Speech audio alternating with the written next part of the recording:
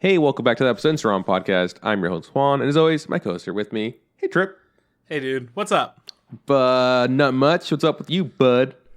Not a whole lot. Tomorrow I get vaccinated, like fully vaccinated. Tomorrow, I also get the shot, but I get a shot in my butt. Woo! What'd you do? It's for my allergies. Classic. Speaking of allergies, what do we talk about this week? Oh, yeah. Great idea. Hey, we're talking about like all the anime that came out. It's spring. It's 2021. We got new anime. Definitely some really strong ones in here. Definitely some ones that I'm never going to remember again.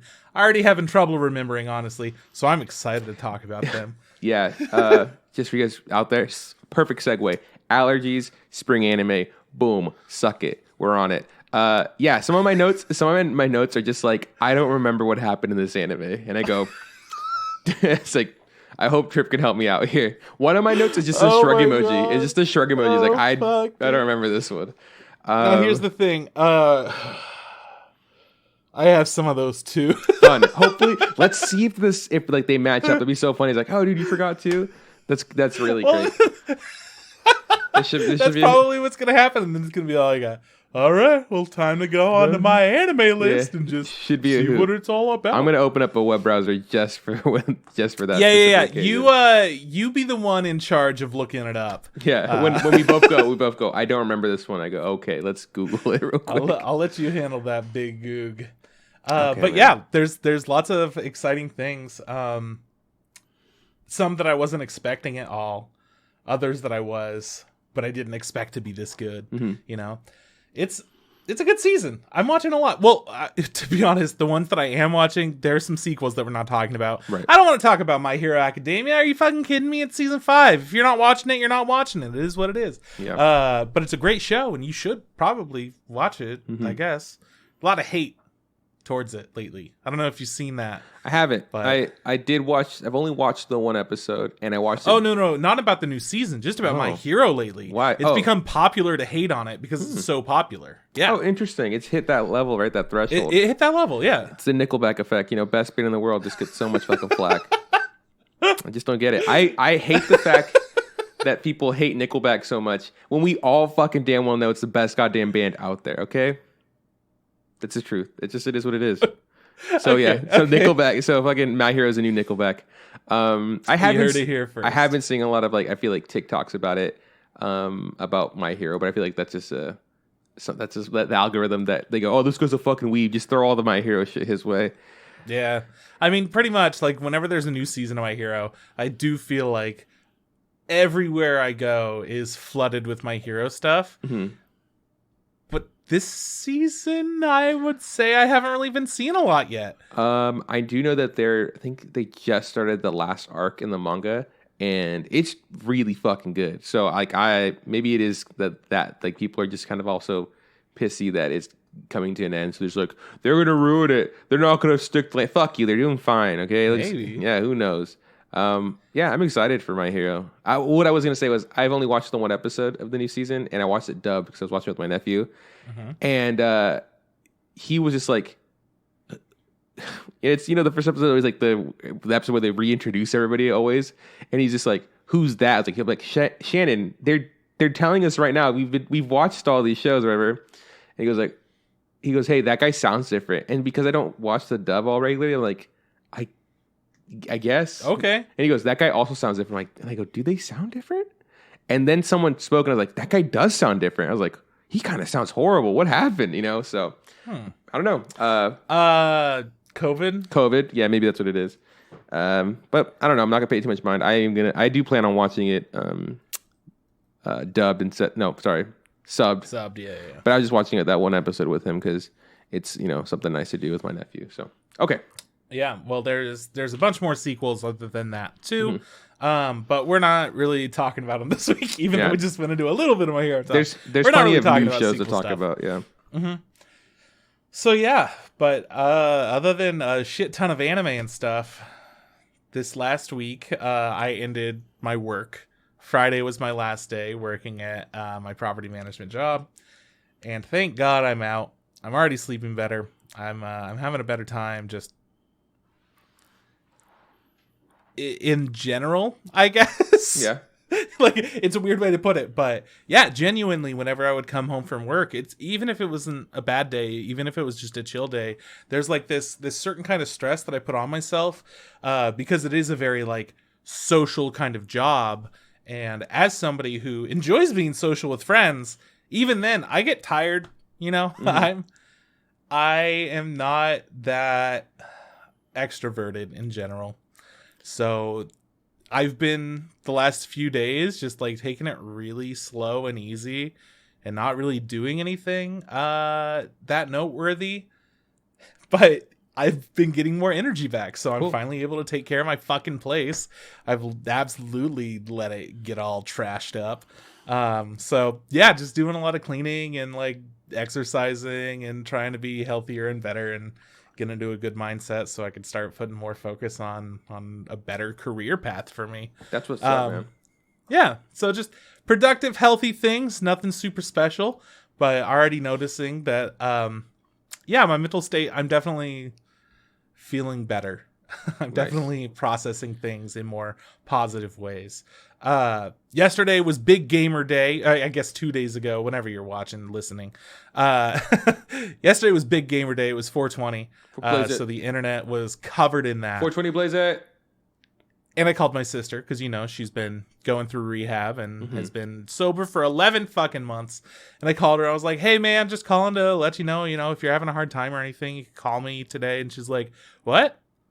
Oh, yeah. No, honestly, I haven't paid any attention to any of that. And, like, I haven't wanted to smoke weed at all. It's been so much better. I have no desire whatsoever. So today doesn't make me feel any particular kind of way. I just think it's hella funny that people make such a big deal out of it. Yeah. Like, I can't believe I made such a big deal out of it. I'm like, oh, shit, dude.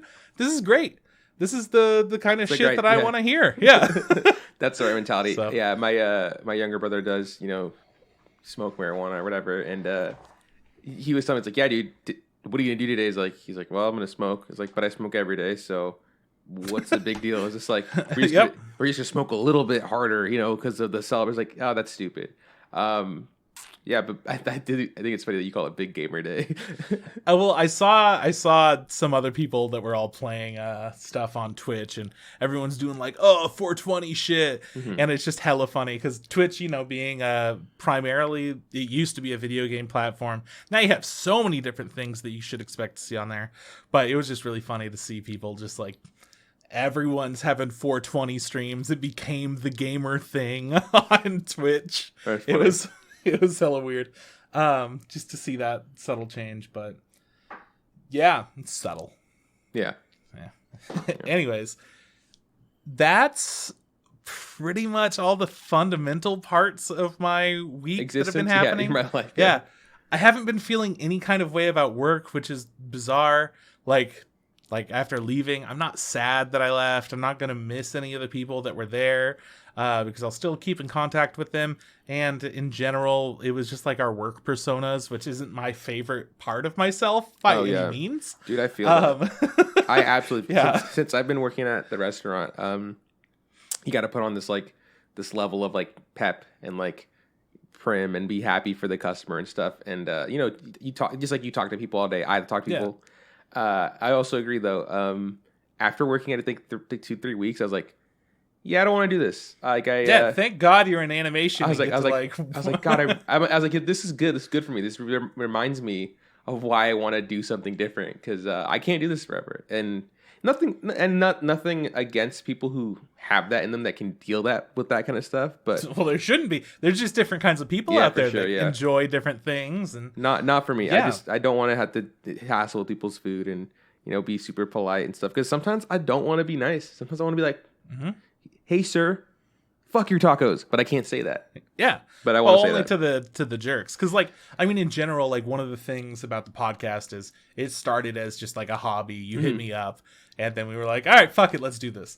But it became something to where, other people listen. Other people pay attention to us. Dude, and we reach people, and I want to be a positive influence in some way. I just want to, bring some positivity to somebody's day in any way that I can. And doing that through the workforce is fucking brutal. Yeah.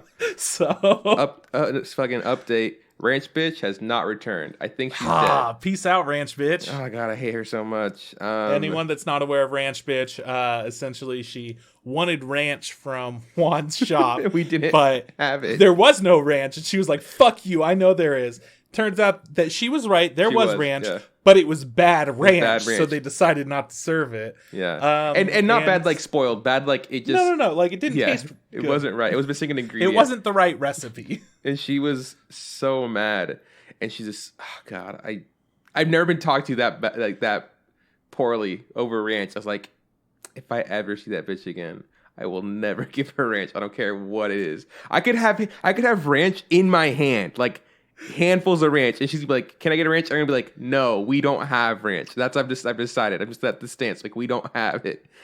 I brought this from home and just start licking it. Like, or you should just get some like Newman's Light, like get like the worst kind, and then just like you would never expect. Here you go. Just like right in front of her and be like, "That's our ranch." That'd be really funny. But yeah.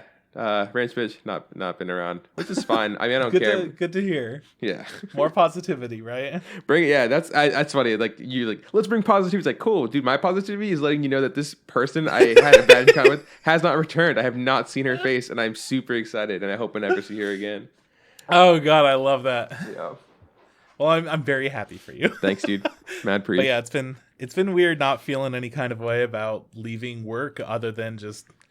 Oh yeah, I'm not working. Yeah. I'm not doing that thing that I hate doing right now. That's wonderful. That's funny. That's a funny. But I was kind of expecting to feel sad. Yeah, you know? like you close up for the last day, and like your eyes kind of water up, and you walk to your apartment and you close that door, and you just cry on the fucking floor. Like that bad?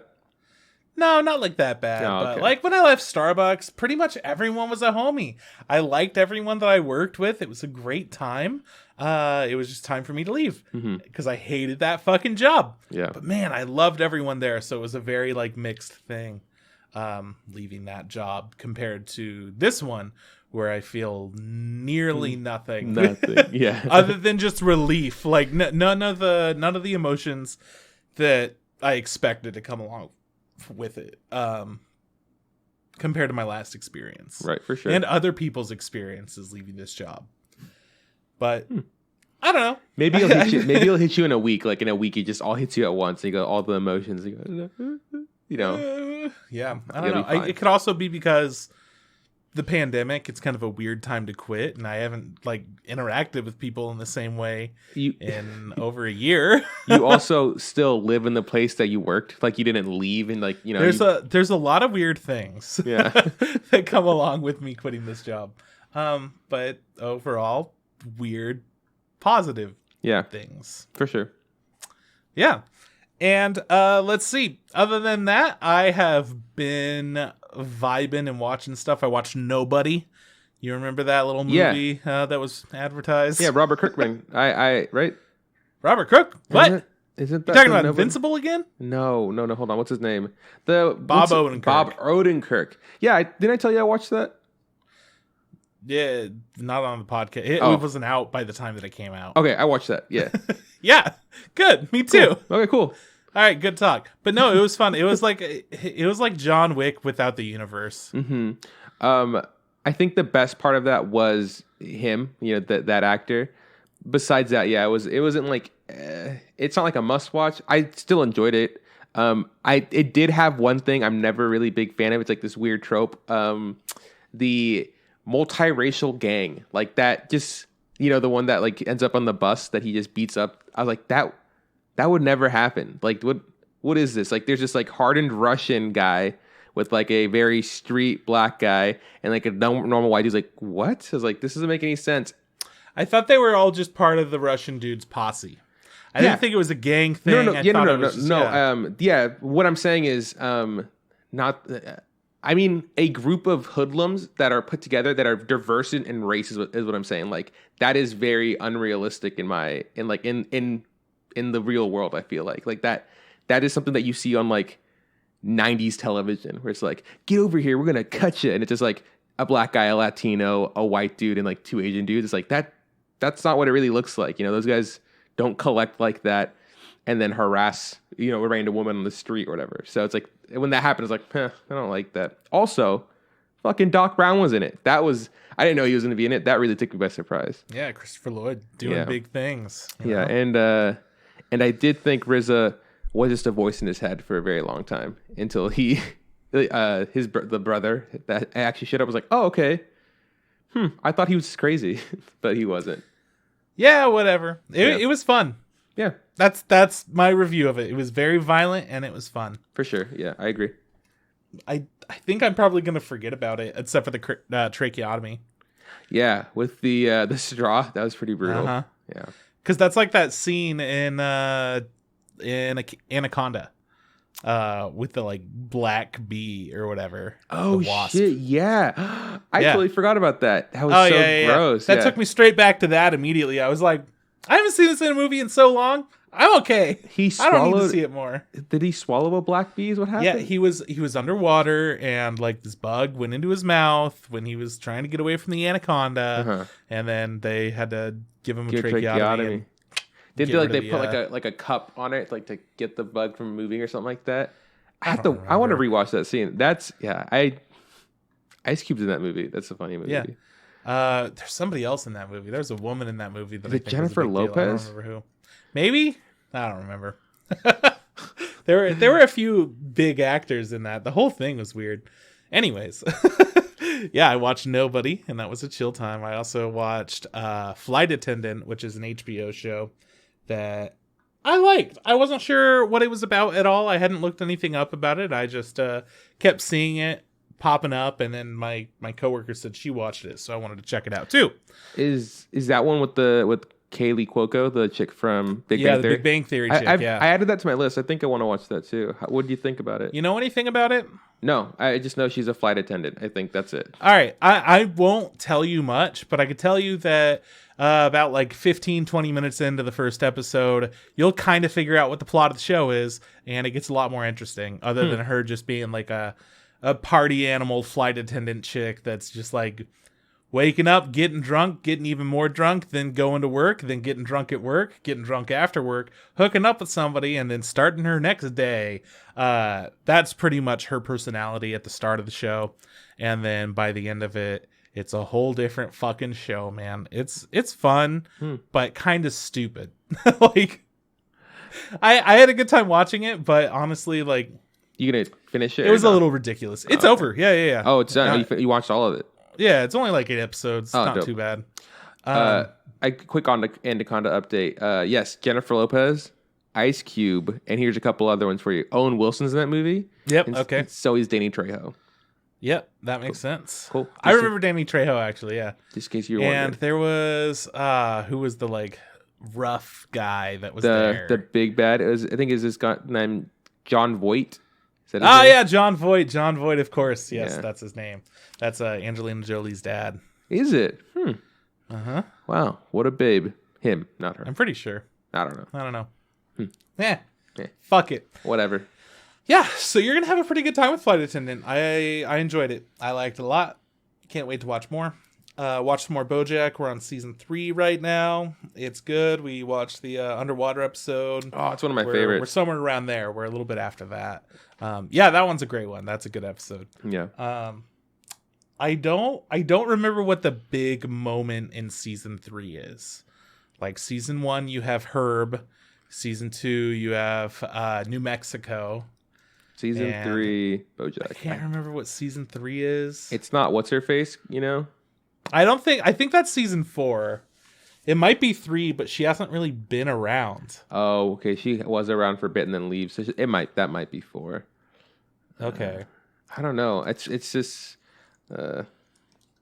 that's because like 5 was free churro season. Yeah. So I know the big moments from that one. I can't remember 3. 3 is just a gray area in BoJack world for me. Yeah. Let's see. No, I can't think of anything. That's 2. I'm like scrolling through like, hey, moments in BoJack. Yeah. Oh no, it is that season 3. It is. Yeah. Okay. Yeah. All right. Well, that seems about right. We're almost at that point where she's coming back around. Yeah, I think it hits really hard. at the end, I think. Let's see. Number of Does episodes. season 4 start with strangling? I like how we're talking in code. You know what? Fuck it. Like, yeah, because I do think it's important for people to go out and watch BoJack on their own and not have any of those big moments spoiled because, the first season has a lot of whatever, but it also has some like really good moments. And then as it keeps going, it keeps getting better and better and building to those very difficult times. Yeah. I can't tell you. I don't know, but I do know that season 3 is a heavy one, especially near the end. So yeah, dude, good shit. That's such a good show. Oh, we're almost there. I don't know. It's a lot of fun. I don't know if there's been any other watching I've been doing. Like I've just been kind of chilling, enjoying whatever pops up on YouTube and Twitch and all that good stuff. I watched the newest episode of The Nevers. Sierra started watching that. I still don't know how to feel about it. I'm still interested, but I'm not sure what the plot's going to be at this point still. 2 episodes in and not knowing is always like a gamble of, is this going to pay off or is it just like keeping me on until the end? And then I'm like, well, I wish that I had known what this show was actually about. Yeah. I don't know. But it's Joss Whedon, and he's done lots of things that I've enjoyed. Might not be a good dude, but allegedly, yeah. I always gotta say that. Big might at the beginning. That was a big allegedly for me. But yeah, I don't know, man. It's okay. It's enjoyable. It's got that HBO budget, so everything looks really cool and good. I would say the only thing I don't think looks that great is the big girl. I know, right? Because I'm sitting there and I'm like, I've seen The Lord of the Rings before. They did a better job. Yeah, I see that and I go, I can make that effect. Like that's pretty ass. Like, and they purposely make her not interact with a bunch of things and stuff. And I go, right. Yeah, she's pretty much nothing, and it's been really bizarre to me. Yeah, she's just standing there behind a green, like next to a green screen. Is like, oh, okay. Well, because her introduction was very like, oh, okay, so she's giant. Giant, yeah. All right, I didn't see that happening, but then there she is, and then every point after that was, oh yeah, this looks bad. Yeah. I think there's a moment where she's sleeping in a bed and like with somebody else, and like her bed is massive. Like that looks kind of okay, but every other moment I've seen her, it's just like, I'm not convinced by the fact that they're using to make her look large. So, right? There's a specific shot in the second episode where they're at this place and like it's a safe place for people that have magic powers and shit to be. But then there are also other people there that are just like wealthy or whatever, touristy, and they just want to check out all these magic people and talk to them. And she goes there. There's this rich couple and they're taking pictures next to her and stuff, and they're standing behind her on like a stairway banister. And immediately I'm just like, well, not only does this look bad, you could tell why they did it this way. And if they had put her behind the banister, I think it would have made for a better shot in general. Because for sure. The fact that they're taking pictures in front of it means that they could have used photography tricks in order to make her look bigger and not actually be bigger. So the way that these characters are interacting with each other in the real world also seems fucking stupid. From the professional standpoint of the photographer, wouldn't he want her to go behind the banister? But okay, whatever. I guess they're doing whatever they want to do on this show. And that is, again, like you said, probably the biggest problem I have with that show. Yeah. Fuck you, Joss Whedon. You suck. You messed up super bad. Yeah, your show's garbage. Yeah, they should have worked a little bit more on figuring out how to integrate her. I think I'm pretty much done with Downtime Monster Hunter. By the way, kind of. I'm still playing it in the downtime, but I have no genuine progression goals. Like there's a thing where if after you kill a monster 10 times, you could buy a scroll of the monster to put in your room in the game, but all of those scrolls are made by just like a character who lives in the town, and they are not that great looking. They're just like nice little paintings. I don't know, just a chill little painting. But meanwhile, you have like 3 that have full-on scenery in the background and like monsters interacting, or it just looks really intense and it's full of color, opposed to just like a little picture of the monster and some like white text, and it's all just on white background. So that would be the only thing left that I'm not that motivated to do. because I happen to get a really good little piece of gear that you have to grind for in that fucking game. And it's complete luck, but it works out really good for the weapon that I use. So I'm calling it done. Go. Yeah, nice. Officially. No reason for me to try to do anything special in Monster Hunter. Still fun. Still one of the best games I played, but after 100 hours, you need something. That's wild that you played 100 hours of that game. I know. Well, it's really easy to play it passively. Like when I was watching Flight Attendant, I was playing Monster Hunter. Of course you were. It was a nice little chill time where I'm just like, oh yeah, giant monster is gonna eat me. Oh, Kaylee Cuoco's up to that now. That seems cool. Oh, look out for the monster. It was chill. And that's pretty much my week. We tried to stream a little bit of Sea of Thieves, but Kyle's game had a really hard time. Crashed. Bunch of problems. He just reinstalled Windows. So we're going to see how it runs tomorrow. And maybe I'll eventually bring it to stream. Best of luck, dude. It's not just fucking absolute mess. It was bad. Did you ever figure out your audio or no? Or are you just broken forever? Oh no, that's gonna be broken forever. I think that's just it's a charm of the game. With my Windows account. No, it's the charm of the game. It's just the charm of the game. Super charming. The game is janky as fuck, but some people I've seen have had similar problems recently. So maybe they'll come up with a new fix. I don't really know. I'm always keeping an eye out. That's my week. Doing good. Doing real good. Nice, dude. Tell me about you. Well, I think I mentioned it last week. Sierra and I went to Vegas for Sierra's grandma's funeral. She passed away. So I'm just gonna quickly kind of go through the days because I did stuff, So the first day, Thursday was mostly driving. I think we got there in like 10 hours, which I think was like pretty good. We drove. It was me, her, and her younger brother Isaiah. He was also on the ride with us. And it was a good time. We just chatting, listen to music, listen to podcasts, no complaints. I had a really good chicken sandwich in like some fucking travel center at like Tehachapi. It was like the best spicy chicken sandwich I ever had from Wendy's. I opened the door trip and the lady at the front said, "Hello." And I was like, "Oh, okay." And then everybody in the kitchen yelled, "Hello," like in unison. And I was like, this is interesting. They were really nice. I'll come back to that. I'll double back to that Tehachapi Wendy's in a second. So I did that. We got because Isaiah's wife Courtney couldn't make it to the funeral because she had already made plans to host her best friend's baby shower that weekend. I was like, cool. It's just me and Zabes and Sierra. We're sharing a hotel room. Chill time, chill trips. Isaiah was he was really sore because he was working out the day before, so I decided to stretch his arms out for him. And Sierra snapped it and sent it to Courtney. And it looked like it was a very compromising position. It looked like I had him pinned up against the bed. And so then Courtney just like, "Get your hands off my man." And I was just like, "Bitch, fucking make me. Like, what are you going to do?" Which was a huge mistake. Courtney very quickly threatened to pop the tires on my car, which I don't want. I just got those tires. So I made an enemy very quickly. And then later on, that night for dinner, Isaiah and I made the mistake of sharing creme brulee for dessert. And Sierra snapped us again and sent it to Courtney. So Courtney was fucking pissed that me. I got you, Courtney. I'm on it. I'll get his tires tonight. Damn it. He's got an appointment tomorrow morning. He's going to miss it. He's going to miss it.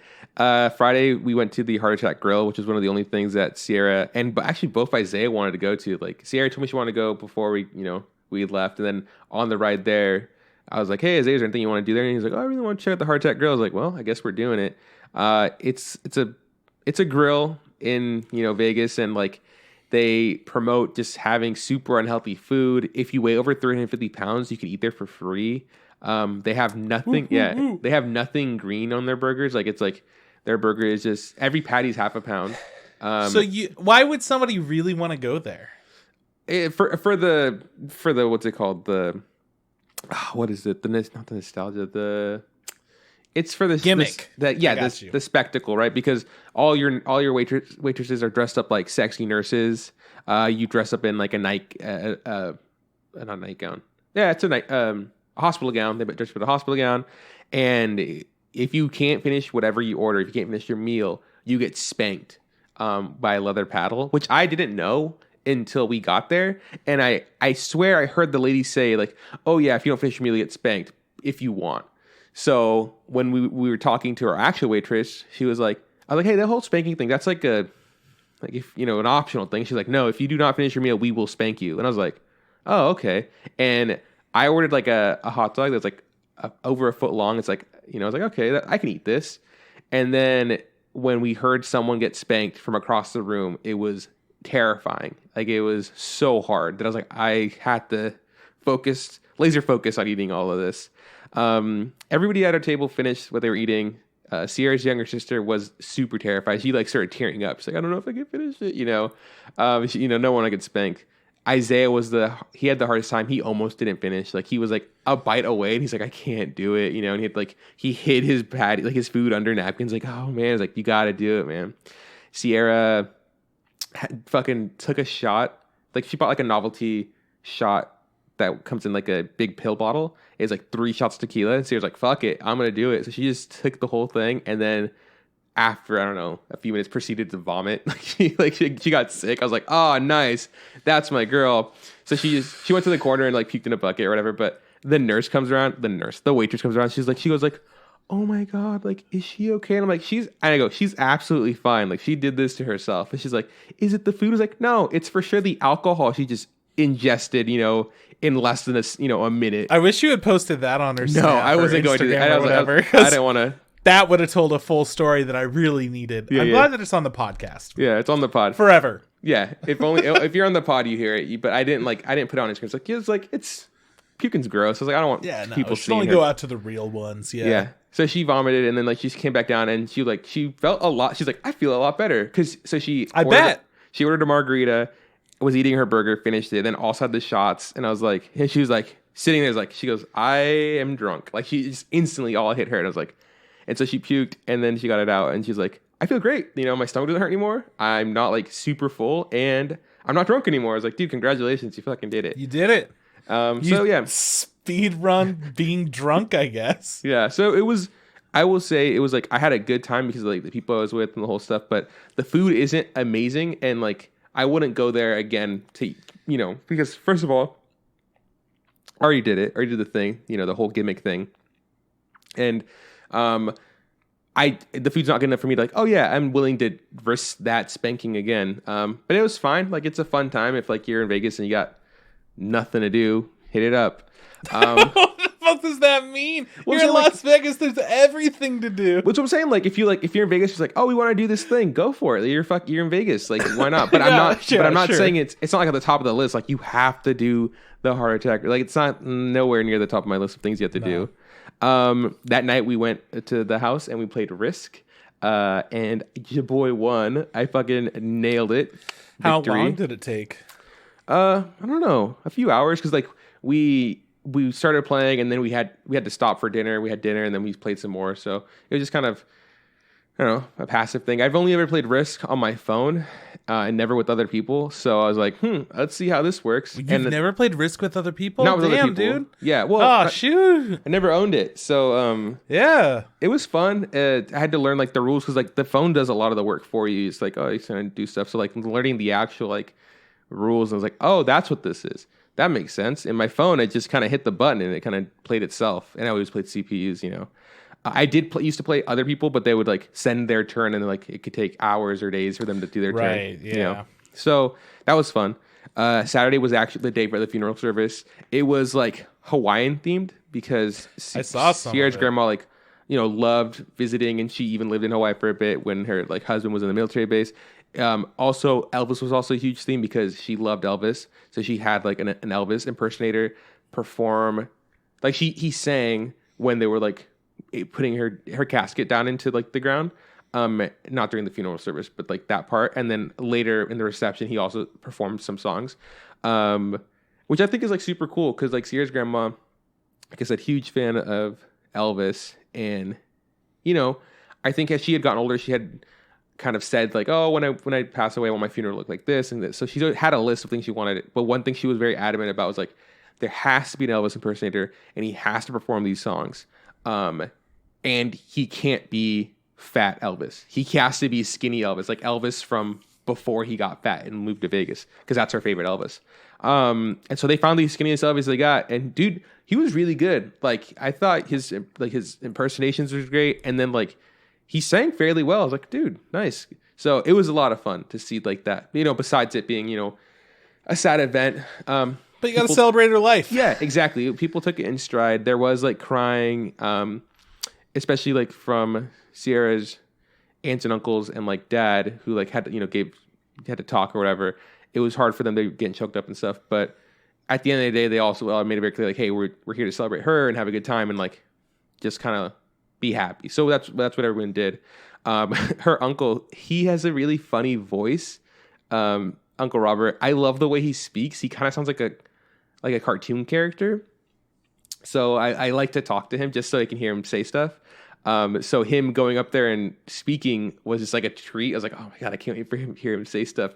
He said it, and he's kind of like he's more kind of go with the flow, and like his speech was more like, hey, remember this time and remember this kind of stuff, like memories and stuff. Memories. He had a really funny joke where he was just like talking about what he imagined heaven was like. It was like, there's this big old pond with the fish in it, and it's the holy mackerel. It's like, and there's this big field. Inside the field there's a cow, and there's the holy cow, and then someone's like, what's up with that house? He goes, oh, that's where we keep the holy. Why? Well, and I was like, oh, dude, this guy made a poop joke at a funeral. That's so good. That's how we do. Everybody loved it. I think one person shook their head. One person was like, no, come on, man. But everyone else was like, yeah, like all about it. So it was a lot of fun. Probably, it's weird to say, probably one of my favorite funerals I've ever been to. It was just so cool to see people like be there and like celebrate someone who had passed away. And and I didn't know Sierra's grandma the best, but it was just nice to put her to rest and stuff. So that was cool. Hell yeah. I'm glad that it went really good. Yeah. Because you never really know how those experiences are going to go, especially sure. when it's, I don't... like, you have only been a part of the family for so long kind of situation, yeah. And I'd only ever been to, like, another funeral where it was, like, kind of like open casket like that. And that guy had, like, so many other people come because he was, like... obviously, because of COVID, the amount of people that could have been there was a lot less. So the other funeral was like there was just so much more crying and yelling and people like screaming, and I was like really like it was kind of like off-putting. I was like, this is like I'm not ready for this, this is too intense. So I was like, I was kind of like, please let it be like very like chill, like I would hate for someone to freak out or faint or something like that. But everybody was good. Good. What else? And then guess what? Later that night we played Risk again. And guess what? And you won Your boy again? Won, dude. Oh, shit. You're on a winning streak. Strong, man. Look at you. I'm so good at Risk. It's ridiculous. I can't lose. So Sunday was a game out of so much chance. You're just like, fuck yeah. I can't lose, bro. If I get Egypt, the game is over, okay? That is my fucking... done. That's my strategy. My strategy is always get Egypt, dude. And I'm unbeatable. I keep telling Isaiah, I was like, because I just slaughtered everybody, but I was like, Isaiah, like, you know why I won in Egypt? He's like, why? I was like, because the pyramids, they're mechs, dude. They're giant fucking mechs that the aliens put there, and I'm fucking slaying shit. So it was a good time. That's true. So the next day, Sunday was our last day. They were driving back, and so Sierra's grandma had been living by herself for several years now. Her husband had passed away when Sierra was still in high school, and she lived in a giant 6-bedroom home with like a double garage, two-car garages just filled with stuff. And because there's no one really that lives there in Vegas proper, a lot of the stuff there has to either be like donated or like dumped or sold. Like it just has to be gone because they're planning on selling the house. So everybody kind of had the chance to look around at like keepsakes and like take stuff. Like, hey, is it okay if I take this? And Sierra was able to get like some jewelry. And then like also a few other pieces that she's want to get later. I even managed to get a few things. I was like, oh, I hope I'm not like overstepping bounds. But Mr. Venegas and like her, and then his sister Sierra's aunt was like, no, like this stuff got to go. Like if you want it, ask, and if you can have it, we'll give it to you. So I came back with like a Super Nintendo. I'm missing a couple cords, but I got like a couple controllers. I even got like a joystick thing with it, and like a few games. I got 3 Tolkien books, actually 4 Tolkien books. The only one I'm missing is The Hobbit. I was like, cool. That's okay. Nobody's read The Hobbit. Yeah, no one's read The Hobbit. No one fucking cares. So I was like, the movies are so much better. I was like, They're not. Please don't. Please don't fight. Yeah. Like, no. I was like, these are pretty cool. I was like, these are kind of old. Like, I've never read these books. I was like, can I have them? He's like, sure. And it's Dave's dad had a bunch of books. Like one of his garages almost looked like a library. It was just like bookshelf over bookshelf, just covered with books. So I was like, yeah. Wow. What else today was able to get? Kind of bummed you couldn't get The Hobbit only because it's. I thought that it was the most fun to read out of Tolkien's books. So it might not be the best, but I had the most fun. You enjoyed it? Yeah. No, I'm sure. I mean, I'll be able to get a copy of it someday. But I was like, well, it's nice to know that these books are going to go to a place where they'll just sit on the shelves and hopefully one day I'll read them. I also got a little pig statue that was just kind of chilling in the front of Sierra's grandma's house. I just kind of grabbed it, and then Sierra's aunt was like, "Let me tell you the story of that pig." I was just like, "Okay," and the story was like, Mom went to Albertsons and she saw it and she bought it, and then she had it in the living room for several years. And one day she said, "You know what? Let's put it out front." And that was the story. And I was like, "Okay."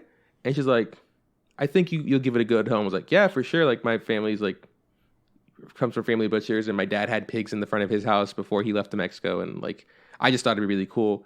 And she's like, "Oh," and like she was really happy, like, "Oh my gosh, like that is the best. You will give this pig the best." I was like, "Okay." So I put the pig in front of my house, so whenever I open the door and I leave, he's just chilling there in the front. And I sent the photo to my dad. I was like, "Hey Dad, check it out. I got my own little pig going." And he's just like, "Hey man, fucking props." Like he's a dope pig, dude. He's like, "Yeah, dude, fuck it. I know, sick pig." Yeah, dude, yeah, bro. Yeah, fuck yeah. That's it. I don't think I took any other things. Oh, I also took risk because I had been winning so much. I was like, I might as well take this. They're not going to use the board game anymore. So if you want to throw down at risk, hit me up. I got it. We might have to. The last time I played Risk, I know I didn't win, but I don't remember who won. Mm-hmm. I don't even know if we finished it. I just know I played it for about 7 hours, and then we called it. Yeah. So either somebody won because we just called it and we're like, "You have the most, you win right now," or whatever. But it was a Lord of the Rings Risk. Ooh. And we were playing it on a like burnt wood board. So it was just like this giant fucking board that Josh had. And it was like he made it with his brother, so he's had it for a little bit. That shit was fun. It was fun playing on like landmass that wasn't something I was familiar with. Was Middle Earth or whatever? Yeah, it was all Middle Earth stuff. That's and it cool. was pretty cool. The important place to go into was the Browns lands. It's Egypt. It's important to get down there. Gotta get Egypt. Okay, so Sunday we did all you can eat sushi before we left. It was good. Nothing too crazy. The ride back took a lot longer. It was like 12 hours and 40 minutes. Sierra's sister came with us. We had to stop a little bit more because of her older sister. And also I was going to go to the Wendy's at Tehachapi that had the really bomb-ass chicken sandwich. Sierra missed the exit. She felt really bad. So then we ended up going to a different Wendy's that was not as good. But hey, man, Wendy's going to do... Who greeted you? No one greeted me. Fuck that. Yeah, it was horrible. It was the worst. It was my worst Wendy's experience ever. Nah, it was whatever. So we got back super late on Sunday at like 1:30 in the morning. Instantly crashed. Sierra went and picked up Bella the next day, and Bella and Brossie, my brother's dog, got out, so she was like freaking out. And then I watched Invincible with Sierra. We watched Double Agent, which is the challenge. Did some anime, laundry, unpacked, vacuumed, and just kind of started to get back in the routine. And then Tuesday, 420 Blaze It, And then lastly, the last thing I want to tell you about is that yesterday I bought a game on sale from Steam. I got Vermintide DOS because it was $7, and I'd added it. I guess I'd added it to my wish list or whatever, and then I just got an email saying like, "Hey, this thing's on sale." I was like, how cheap could it be? It went on like 75%. They're like, "Oh, cool, I should buy that. I want to play that." You're gonna be a rat boy? Have fun. I think I had to kill rat boys. Yeah, whatever. Same thing. Same, but different. Yeah, you're just killing. That's it, man. That's kind of been the week. I know it's a lot, but it might not seem like a bunch, but it was kind of hectic, and I'm still like kind of just getting back into normalcy. Like I'm still a little beat, and yeah, you've had a week. Yeah, bro. But that's it, man. No anime besides anime that I'm supposed to be watching. Me too. Which was a fucking lot. Today I was like, maybe I just watch a bunch of anime and then I went, or I could actually be productive and do something. Yeah, like break down all the boxes in your living room. Yeah, all the boxes are broken down in my living room. I've got just stuff to take care of.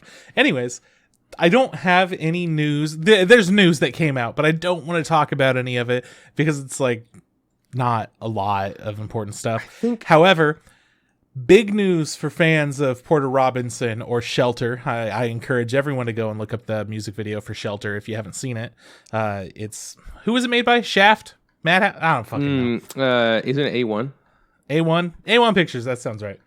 Yeah, they made this anime music video for Porter Robinson's Shelter, and it's fucking dope. Mm-hmm. But Porter Robinson is having a virtual concert on Saturday, April 24th, so this weekend.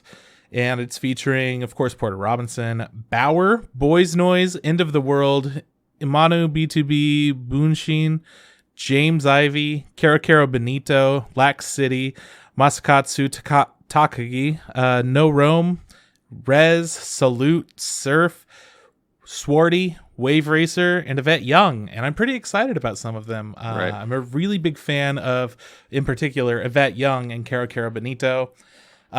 So I'm looking forward to it. Apparently they're going to have some kind of a virtual reality setup too. So that'll be so you're rad. Pretty fucking set for that. That's fucking dope. I'm very jelly. Yeah, it'll be neat. But at the very least, you can check it out.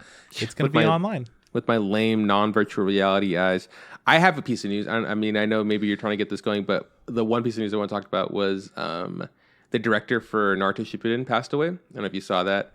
Osamu Kobayashi. He was 57, died from kidney cancer. So rest in peace. Moment of silence.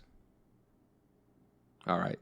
My brother actually sent me that news. He just sent me a screenshot. Like it just said Naruto director died. I was just like, oh, my brother doesn't ever talk to me about anime, but he knows enough to know that I fucks with Naruto. This is a big deal. Yeah, and I was just like, oh, and I go, dude, that's a bummer. And my brother just goes, hey man, I'm here for you if you need me. I was like, thank man, I really appreciate that. I didn't really know the guy, but yeah, but it is sad. I know he made something that's very beloved to a lot of people, and he'll be missed. So when did that happen? I haven't seen that talked about anywhere. Oh, okay. It happened. I just promise you. I totally believe you. I'm just like, whoa, how did I miss that? Oh yeah. There he is. Yeah. I didn't know that he did Naruto Shippuden. Yeah. I just knew of some of the other work like Beck. Yeah. Sheesh. Oh, it looks like it was 4 episodes or so. Yeah. Of Naruto. Rest in peace. That's it though, right? News-wise, because we got a lot of fucking anime. We got a lot of anime to talk about. We got a lot of anime to talk about, man. We got a lot of anime to talk about. Do you just not want to do it? Do you just have a lot of anime to talk about? Let's just skip it. All right. Well, thank you guys for tuning. So we've got a lot. We have 32 shows, and that is not including any sequel series to talk about. So welcome to the longest episode of the Instagram podcast since the first year that we've done it. Let's just fucking get into it. Spring Anime 2021 preview. Vivy, Fluorite Eyes Song, made by Wit Studio. They've done things that you've enjoyed, like Attack on Titan, Kabaneri of the Iron Fortress, and Great Pretender. And this is another original, which I don't know if you remember Great Pretender being original, but that show fucking blew me away. Yeah. And going into Vivy and knowing fucking nothing about it, oh, dude, what a treat. What a weird fucking... It was all over the place on the first episode, and by the end of it, I needed to know what else was happening. I think you had texted me, or I don't know if it was a text or we were talking. It might have been talking, but you kind of maybe very, subtly said, oh, you're gonna like Vivy. And I was just like, whatever. What is Trip fucking He doesn't fucking know me. You fucking know me. And I was like, and I had totally forgotten about it. And then I was like, watching all my animes, and then Vivy popped up. I was like, oh, Trip said something about this. I can't remember what it was. And the anime starts with a bunch of cheerful things, and then people are getting brutally murdered. And I was just like, oh my god, this is amazing. Trip was right. I didn't even get to the plot. It took you 2 minutes, and you were like, this is the best show of the season. When the little flying drones were targeting people and just and then careening towards them and just murdering them, or they're really or the truck that was just like spewing like musical notes, just like ran people. I was like, oh my god, like I need to know what's going on. Yeah, so that's how it hits you. It starts off with that, and then quickly it goes into 100 years ago. You're like, wait, hang on a second. Exactly. So in this world, and it's like, we still have all that advanced technology you saw. Don't worry. It's just 100 years before. In the future, yeah. So it's the show's about like AIs, and so what we saw was an AI massacring a bunch of humans, and the people in the past, this AI, I think her name is Diva, but one person calls her Vivy, right? I think that's what it is. She has been, I guess, recruited by a computer program from the future to like help this AI massacre thing to kind of stop from happening. And she's supposed to be a singer or something like that. Yeah, well, her name is Diva because she is a diva. Right, she works at like a theme park, and her goal, all AI have a goal. One goal, yeah. And hers is to make people happy by singing. Yeah. And that's it. That's all she was supposed to have. And this fucking like little future robot thing comes in and is like, hey man, anyways, you're like supposed to save the future now, so good luck make it happen. That. Yeah. And I'll see you when I need you. Yeah. So it was really cool. I am very interested to keep watching it. Again, the massacre part in the beginning was fucking nuts. The ending of the first episode was very abrupt, and I think that was like on purpose. I think it was a 2-episode start. Oh, was it? I didn't see that. I think so. Because there are 4 episodes out right now. Okay. So that's why I think it's a 2-episode start. Yeah. But it did feel abrupt. I agree. So yeah, the second episode, it finishes up the initial plot line of like, hey, this is just what you're going to be doing. Like whatever. I mean, clearly that's not it. Exactly. But then the third and fourth episode, it jumps like 14 years into the future. Oh, cool. And the AI comes back and I'm like, what up? You miss me? And she's like, why the hell are you here? And he's like, I said that I would be here whenever I needed to be. So this is one of those fucking times. Let's save the future again. And then it goes into a whole different plot line. That's very, very different setting. Like everything that happened, he's like, here's what I need you to do. And then she like sets up her life towards doing that next step. And then once she gets there, he's like, I'm here to help. Here's a bunch of combat training. Nice. Just uploads it. It's so much fun. It's crazy. It's really enjoyable. It not only does it look like clean, the animation's gorgeous. It has such a unique plot line that feels familiar. Yeah. Like a lot of the parts of it are very accessible. Like we've seen something similar in other shows, but it's drawing from so many different sources that it feels completely unique at the same time. Yeah. I'm super excited to see where else this show goes. It's one of the shows that I look forward to every week now. Yeah, no, it's I think I don't know exactly what all or how many shows I'm watching, but I do know for sure I want to keep watching Vivy. It's just good, dude. Like it's great. So that's a must watch. Yeah. That's on Funimation if people are wondering. So Ssss.Dynazenon, made by Trigger. They've done Kill la Kill, Darling in the Franxx, and Promare. This is also an original anime, but it's like also kind of based off of other stuff. Don't fucking worry about it. Yeah. You know Gundams, you know Power Rangers. Yeah. It's, Transformers. Exactly. There's an anime. All of those are together. I essentially, watching this, I was like, it gave me huge Power Rangers vibes. I was like, oh, cool. Because I was a huge Power Rangers fan growing up. Yeah. I'm gonna say I really liked the way the anime looks. I was like, oh, that's that Trigger stuff. It just like it looks, the character design's dope, the animation's dope. So shout outs to them. I don't know what the last thing they did, but they also do SSS Gridman. That was but these aren't connected. They're just different things. There's different. I enjoyed this, honestly. Like, I knew at some point there's going to be a giant robot or something going on, but the first half of this, I think more than the first half of this episode, was just like their interaction between two characters, and they seem to have something going on with their lives, and it's not really clear. I don't know, and it also kind of gave me, I don't know if this is just for me, it gave me kind of like Fooly Cooly vibes, also, like just like the way they were talking and acting and stuff. Yeah, sure. I like this. I don't know if it's something I'm gonna I would continue to watch. But I did enjoy the first episode. Yeah, that's all I really I have to say to it. It's like, so this is kind of like a maybe for me. Like, I don't know. It looks like classic Trigger through and through. The animation has a lot of bright colors, very unique character designs. You have your bombastic battle at the end of the episode, and I hear that episode 2, I think they already went to space, so they took care of all of Trigger's shit that they need to do. And I'm not interested at all. For sure. I was like, okay, let's check it out. I do want to see it because I wanted to like Gridman, but I wasn't that into it. Maybe it'll pull me in with Dynazenon. Still didn't pull me in, which I was kind of bummed about. And honestly, I fucking hate the robot design. Yeah, the robot's pretty bad. Yeah. Next show we're talking about... No, it is, for sure. No, I'm kidding. I'm kidding. But yeah, the robot design, it looks like it's trying to be Transformers, but it completely doesn't want to abide by Transformers rules. So instead, you have just like pointless ladders and wheels thrown onto a robot that like doesn't exist outside of being a robot. What Trip's saying is that it's sick as fuck. So he just doesn't get how robots work. It's fine. You don't get it.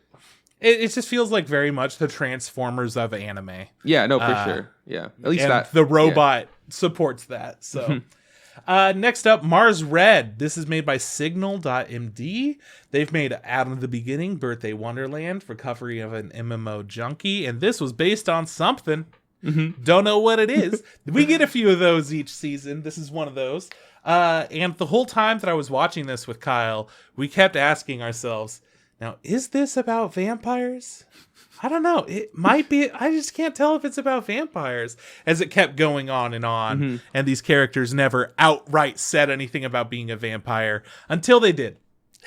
Even though it was glaringly obvious that it was about vampires, that was really the only thing the show had going for it, in my opinion. It was like... I don't know, man. It's like a vampire military show. Yeah, no. I accidentally watched this one dubbed, which was a huge mistake. Oh, no. Dude, Trip, it was silly because, the main character had a very, like, stern voice, and the girl was doing different kind of, because she's, like, an actress, right? She was, like, an actress. She was doing different kind of, like, things with her voice to make her seem like she's playing different roles. But the one that killed me was, there's that scene where he goes to the theater, and then there's, like, a girl who's, like, a news reporter, right? She's like, hey, I'm a news reporter. Got any scoops for me, essentially? They gave that lady a New York accent. Hey, you got any scoops for me? See, who's got that scoop? It was just, and it was like so weird. It just felt so out of place. I was like, this Japanese lady sounds like, she's like a New Yorker. I'm walking here. It was just so confusing. I kind of liked the way this anime looked, like the style that they went with. Visually, it reminded me of like Joker Game and I think so. Like other shows like that had that like serious military look and didn't go like too far into the anime character designs. Yeah.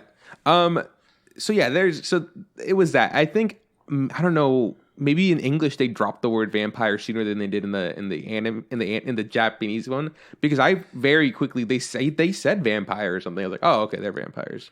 I don't know if it was a mistake or something, but I was like, oh, okay, cool. So yeah, we were just joking about it the whole time. That's all I know. It's that show that might have vampires in it. It's still really unclear by the end. It's about a guy who's being put in charge of like collecting a group of vampires and training them to help them fight wars or something like that. Yeah, I don't know about this one. This was kind of like it was fine.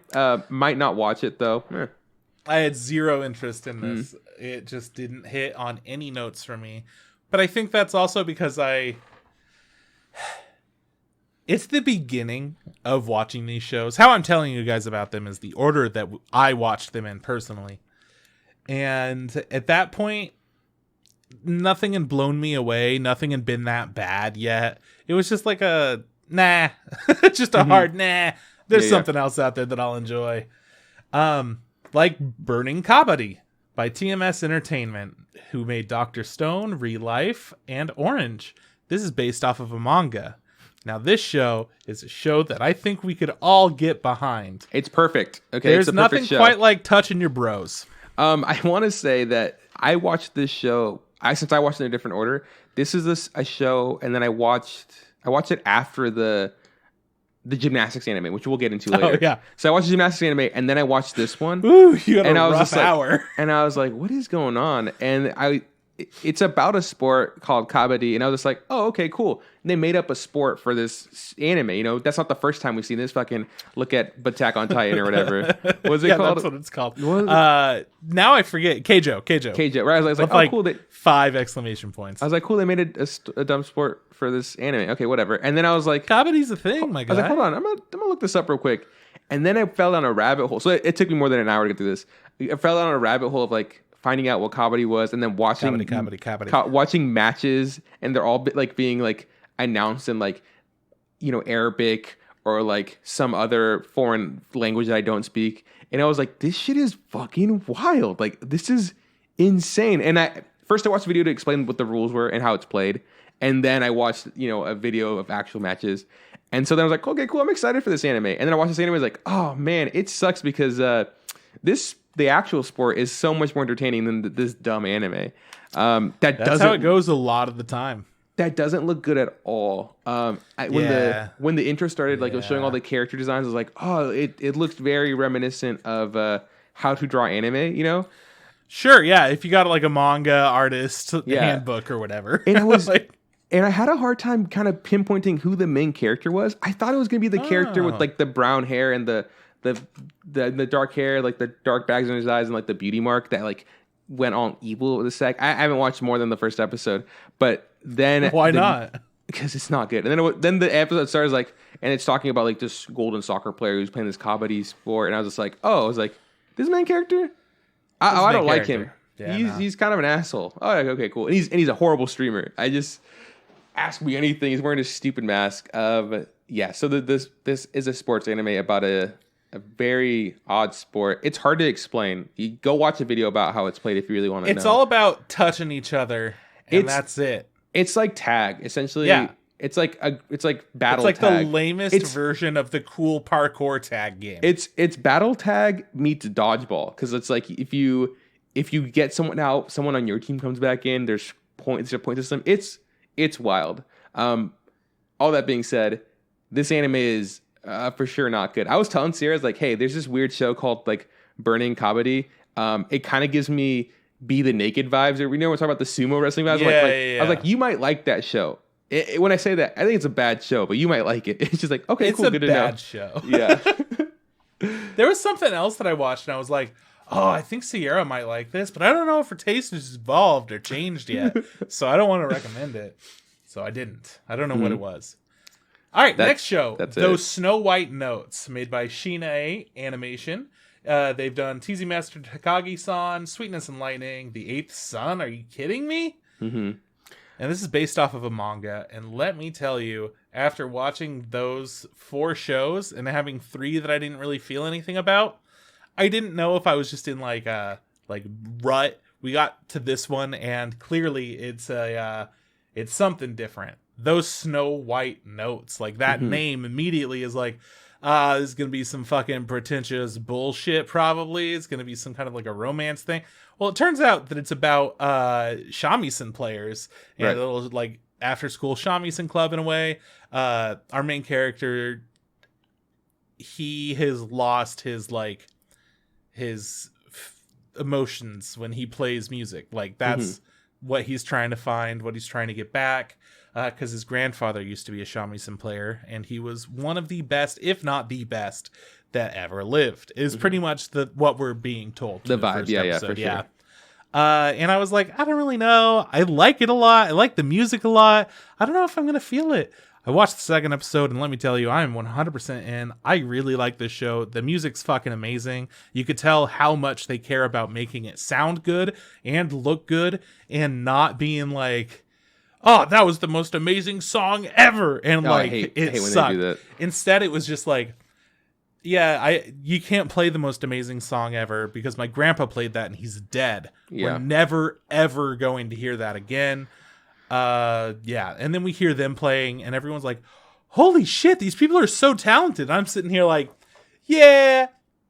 They really fucking are. These people are so talented. Like, they're so fucking good. It's really good to listen to. It looks good, and I'm definitely going to keep watching it. For this one, I fell asleep It just wasn't hitting it for me. Like I don't know, just I wasn't. I'm a music guy. Like it was just going off of music for me. And you really like that specific music, like the kubo and the 2 strings or whatever, like that. Yeah, shamisen are dope. I was like, that shit's sick. But I was like, you know what? It just wasn't. Again, it just wasn't hitting it for me. I did wake up after and I was like, I guess Trip's gonna talk about this one. And then Sierra's like, I like that one. She's like, it kind of gives me. Good. She said it kind of gives her like Nana meets March Comes in Like a Lion vibe. I was like, okay, cool. Oh yeah, it has big March Comes in Like a Lion vibes, like very big. And I was like, I haven't seen Nana, so I was like, that's nice. Yeah, I'm not a part of this one because it put me to sleep. So maybe in the future. Is dope. The second episode, we get introduced to more characters, and there's this girl who really wants to learn how to play this specific song that she doesn't know the name of, and she's trying to remember it. And it's her grandma. She used to like sing this song and wanted to hear it so bad. So she's like, all right, I'm going to find that song. I'm going to learn how to play it, and I'm going to play it for you. Nice. And it turns out that it's his grandpa's song that he can't replicate and that literally was always changing. So he's like, you can't do it. You're not going to be able to let her hear that song. Sorry. That's what it comes down to. So she figures it out, and then she's like, I'm going to play it. And he's like, no, you're fucking not. There's no way in hell you're ever going to play that song. So that's the goal, is for them to find this like passion in our main character. He has to reignite that flame of passion and find a new purpose for his music instead of just being driven by his grandfather, who honestly kind of treated him like shit.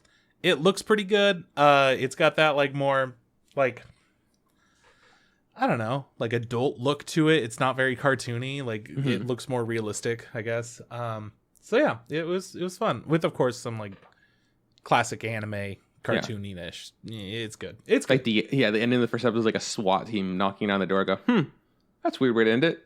I woke up enough for the ending. I was like, okay, whatever. Interesting. Yeah, it was a good time. Koikimo is the next show we're talking about. Koikimo is made by Nomad. They've done Dropkick on My Devil, and this is based off of a web manga. Now, I'm going to be honest, Juan. I don't remember anything about this episode, but one thing. Okay, I remember one thing, and it's what's that one thing?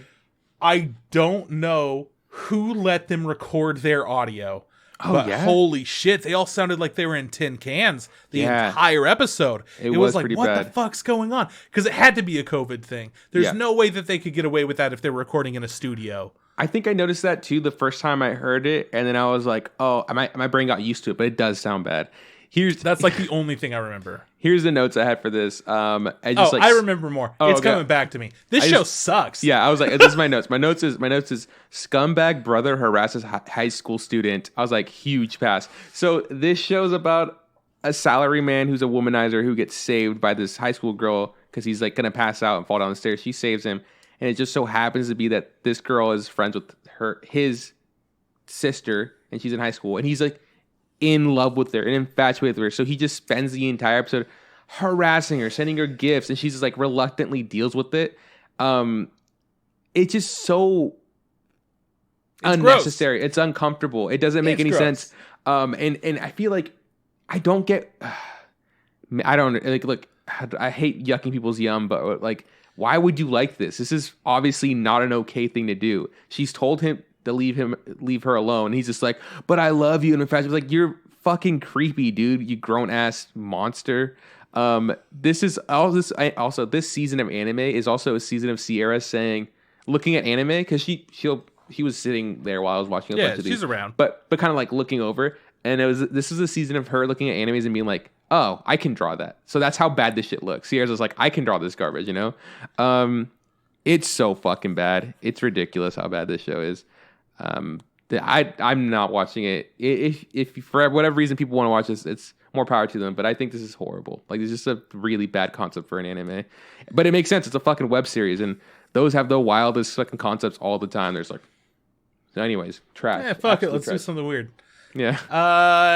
Juran, the Princess of Snow and Blood, made by Bakken Record. They've done Pandora to Akubi. This is an original anime, and this is definitely one that I am not watching, and I honestly don't remember much of.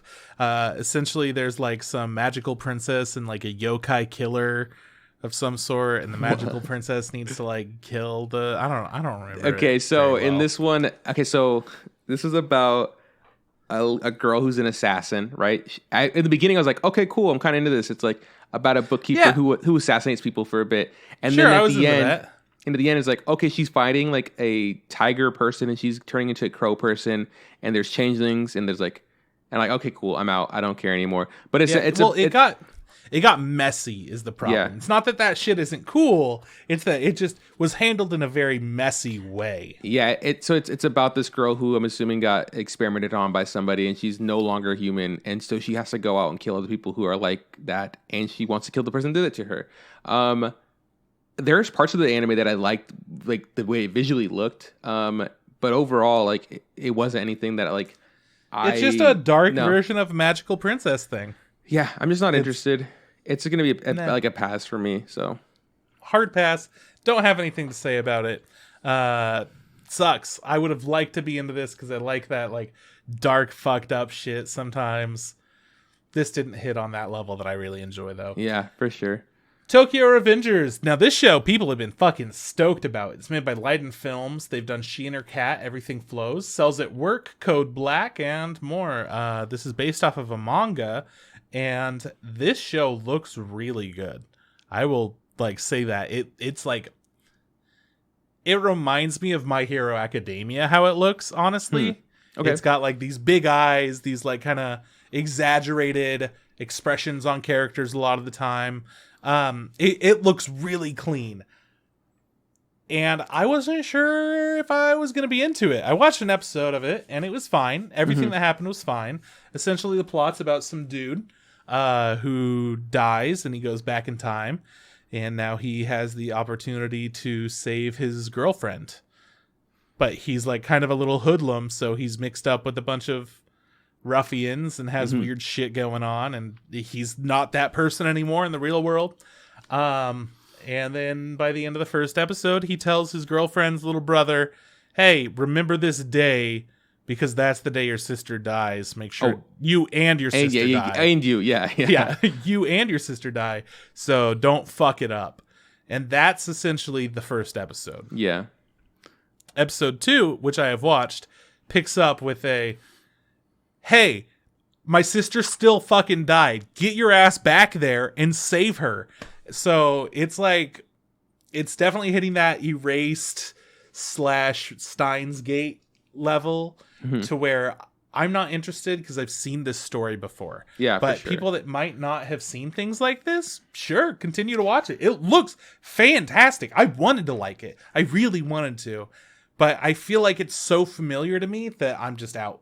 Yeah, I like I wrote down my notes like, it's like about time travel or something like that, and I've heard a lot about this manga, which I have, and people just really excited for it. So like I'm still gonna watch it, like I'm invested because of that, because I'm curious to see where it goes and stuff. I like the way it looks. I like the character designs. Like I like the way the hair looks and stuff is interesting. The only issue I had was it was hard for me to tell how old people were. He looked like he was 16 and then he died and now he's 14. Yeah, and I go, what? Yeah, and I'm sitting there like, it's been 12 years. Yeah, he was 26. Yeah, and like, and then he meets the brother that he saved in the future. It's like it just looks like him stretched out in a suit. Just like they didn't do that great job of aging him up. Anyway, so like that was my only complaint. Like it was just hard to kind of gauge what people's like. There's the bit where he's leaving his work and he gets harassed by like these kids, and I was just like, are you being harassed by babies? Like it's so confusing. And then an adult came in, like an older person. Like I'm like just have to be more consistent across the board on like age. Anyways, that's hard my only. That was my only complaint. I don't know. Maybe because I like Erased and like Steins Gate a lot. I'm curious whenever there's time travel and stuff. I'm always like, I'm kind of like on board. But yeah, it could be boring. It could be repetitive. It could be different. I don't know, but I'm still gonna keep watching that one. All right, well, keep me up to date because I want it to be good. I just feel like I already know it. So okay. Oh well. Next up is 86. Turns out it's just called 86. I thought it was 8686 because that's how it's written. But whatever. It's one of those anime fucking things. Made by A1 Pictures. They have done Warlords of Sigdrifa, Hypnosis Mike Division Rap Battle, Rhyme Anima, and a bunch more. This is based off of a light novel, and it's like some future war shit. Yeah. I was telling you when I was watching it, it kind of gave me like Ender Games vibes, the idea of that like there's people controlling the battle from like far distances away, and I guess the people who are in the mechs or the weird spider things are actual human beings. It's like, oh, okay, I get it. It just the same way you felt about Tokyo Revenger, just like, oh, I've seen this before. I feel like I've seen this before. At least this concept, this idea. So that's why this one's also kind of a maybe for me. Like I'm not super on board. People online are losing their fucking minds over it, and I genuinely do not understand. So I'm gonna keep watching. But I'm curious. Exactly. That's what it is. Like I don't know like what's gonna happen, and I don't know why people are super stoked for it because it looks just kind of okay. The people who have read the light novel love it, and maybe they did miss Ender's Game, and they're like, "This is so fucking good." Yeah, it blew my mind when you find out that the people are inside of the machines. It's like, dude, I heard that like from 40 years ago or whatever. Like, was it 7th grade? I heard that. You know what's wild is that in the beginning of the anime, like we're in this pretty like great world. Everybody has like they all have like the same hair color. They all look like they're some sort of utopia, and they're all talking mad shit about like these pigs and these swines and whatever. Oh, they lost these bots. And from that moment, I was like, oh, I already know like what the fuck it is, like what the deal is, because this girl's like so. The main girl character, I guess, in the, I don't know, this utopia world of people fighting, she's very anti people talking poorly about these people, because they go, no casualties lost, whatever, right? These people they don't value, essentially. So it's like, I instantly feel like I know what this is. I don't know. But they're also doing that because they're like, they're not people, they're robots. Like, yeah. Why would you count robots? And she's like, because we still lost them, and like... Yeah. They all talk as if they have emotions. And then by the end of the episode, it's like, hey, what's up? We're the robot team. You're going to join. And you're like, oh, yeah, okay. They clearly are people. It's very clear. But when they started talking about like pigs and stuff, I had already made that connection to Ender's Game as well. And I don't know if you followed like the series of Ender's Game and all that. Yeah, he essentially becomes like a diplomat for pig people in space between Earth and space. So I was like... This is very Ender's Game. And like, what? Yeah, I'm trying to figure out because I read a bunch of the Ender games, but you know, because there's the Ender series and then there's the Shadow Saga, right? Yeah. I think I followed the Shadow Saga more than I followed the Ender's Game bit. Just because everyone likes the Bean stuff more than they like the Ender stuff, and I can't blame you. I think it's better. I think I made it all the way to Shadow of the Giants. So it goes like Ender Shadow, Shadow of the Hegemon, Shadow of the Puppets, Shadow of the Giants, and that's I think where I stopped. It would be cool to kind of get back into it, but it's fucking good. Like Ender's Game is really great, except isn't the Arthur like a huge fucking racist? Oh yeah. He's a Mormon Orson Scott Card or whatever. Yeah, Orson Scott Card. He just has very Mormon views, and he's made some amazing literature. Just not a good person. Yeah, some awesome fucking very sci-fi. Racist. But very garbage homophobic. Human being. Yeah. I remember learning about that. I remember learning about that, and I was like, "Oh, that sucks that he's a dick." Hell of a fucking story writer, though. Oh yeah, and even when like my favorite book is actually one of his, Lost Boys. Yeah, the dad in that book is a Mormon, and he writes him like just this fantastic regular ass dude, and then you go and you find out more about Orson Scott Card, and you're like, I think this is who he wishes he was. Is what I think it is. And he wrote Who He Wishes He Was very good. That story's dope. I think we've talked about this, but I don't think I've ever... I think I remember you telling me about Lost Boys. I'd never read it, though, but I read mostly his Ender stuff. I'd be down to check it out. If you got it, send me a copy. I will. I'll bring it to you when I'm nice and healthy. All right. I guess that's how excited I am about 86. I'm over here talking about Orson Scott Card. Don't toy with me, Miss Nagataro. Okay. Are we going to move on? I would never toy with you. Okay, Go cool. for it. Made by Telecom Animation Film. You might know them from Tower of God and Orange. This is based off of a manga, and this is just some chill ass little slice of life stuff.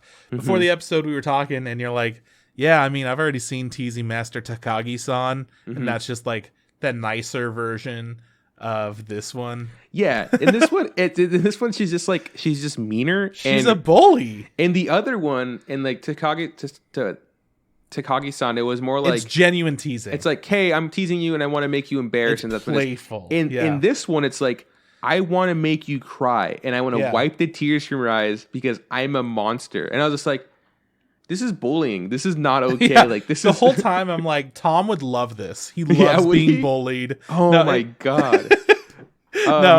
Tom has picked up a character who's like, oh yeah, bully me. Oh, bully me. And it's like really uncomfortable. Yeah, it's really uncomfortable. And I'm watching this and all I could think about was our friend Tom, who does our intro song, just being like, oh yeah, bully me, Nagatoro. Oh my God. Anyways, this show is essentially that. It's etchier, right? Like, there's like, she's seducing him at bits. She's 15. Yeah, and she's a fucking freshman, bro, and he's a sophomore. Come on, senpai.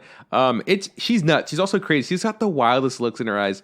She looks like a demon. It's awesome. I actually really like her character design. Yeah, the show looks great. Like it's fantastic. It's animated really well. The character design's really good. On that level, I can't talk shit about it. It's just like the context of the substance of what it is. It's like, you know what? I don't think I need that in my life. So if this is I a wanted pass to for be me. bullied, I would. Yeah. I'm an easy target. Yeah. Pass for me. Yeah. I've been killing slimes for 300 years and maxed out my level. Made by Revaroot. They've done Babylon and worked a little bit on Fooly Cooly Alternative. This is based off a light novel, and man, this might have been my show if I was in the mood for it, but I'm not. It's very chill. Yeah. It turns out that the chick who's been killing slimes for 300 years is like a witch. It very quickly was like, reincarnated, you're in this world. Anyways, it's been 300 years and all you've done is kill slimes. And then she has her level assessed and they're like, holy shit, she's so powerful. Maxed out, yeah. And then it just winds up being, because she's so strong, people want to come and they want to fight her. And she gets approached by a dragon straight off and like, it's immediately popping off. And I just didn't really care. It's just another isekai. My thing was like, my notes are just like this. It was kind of cute, it was like, super cute. Yeah, sure. No real issues with the show besides me just not wanting to watch it. I think it was just a case of like, this isn't for me at this moment in my life. Yeah. Like, it's nothing wrong with it. It's just not what I want. But it's fine, So I really like witches. I mean, you know me. I thought I might be into this show. I like slice of life. I like isekai. I like fantasy stuff. But this was it was fine. Mm-hmm. No reason for me to watch anymore. But it was fine. It was good. I think that if you're looking for like a really chill, easy to watch show, this would be right up your alley. You don't need to pay a ton of attention, but it's cute and it's fun. So there's that. Backflip, made by Zex. They've made Shadowverse, as well as Kaze-san and Morning Glories. This is an original anime, and I don't get it, man. We talked about this before, I think off the pod maybe, or it was like either before the stream or something. Yeah, it was before the stream. It's a fun, non-conventional sport anime, which I'm always a fan of. We get the soccer ones, we get the basketball, baseball, but every now gymnastics. Yeah, when they do a different sport, I'm always like, cool. I'm glad they did something different. Like we were talking about the fucking Burnin Kabaddi earlier. I was like, oh, cool. The issue was, what's the issue? The issue with it is that it looks really bad when they do the 3D, but it also, I get why they're doing the 3D routines because I honestly thought the 3D looked really good. No, the thing is, I think because in gymnastics you're supposed to be super stiff when you do stuff. Like you got it, like so the 3D animation gets the pass that it's stiff. Like there's parts of it that doesn't feel real, but they're supposed to look like that. Also, they do such an interesting job of like cutting the 3D routine with 2D bits to save money. And that's the part that I didn't like. Keep it all 3D. And then the camera angles, they change it. They also have really bright lights because they're at center stage and performing that like their textures like of their 3D models like look shiny, but it's like, okay, cool, they look that way because of these bright lights. So it feels like they did a bunch of tricks to make the routine bit work. But I still don't like that. That's also totally fine, yeah. Also, just like the story and the characters are kind of boring. It's like the front of the mill, like kid wants to join a sport that he saw because he was like inspired and he's never been inspired before. And he goes out for the club and he has a knack for it because for whatever reason. And there's also a character who's really good at the sport, joining a club. And it's just we've seen it so many times, right? And seen it, I feel like, done better. So this is going to be like a pass for me. Oh yeah, this is the only show that I actually fell asleep watching. Nice, dude. I was fucking bored. I think I might have fell asleep. One of the most boring shows I've ever seen. I think I might have fell asleep 2 more times. We'll see when that happens. But I was awake for this one. But yeah, pass. Fuck backflip. All right, Fairy Ranmaru, made by Studio Comet. They made Robihachi. Mm-hmm. This is an original anime. Do you remember Robihachi? That one, seeing that, I was like, what the fuck? Which one was that one? It was really bad. We didn't watch it. But it was about this, space detective guy who lived, Oh my god, yeah. Yeah, it was so good. Where he, the first episode is, it's that guy breaking into his house that happens to be a spaceship, you know? Mm-hmm. Oh my god, this brings back so many good memories, Chris. Dude, I was sitting there, I'm like, wow.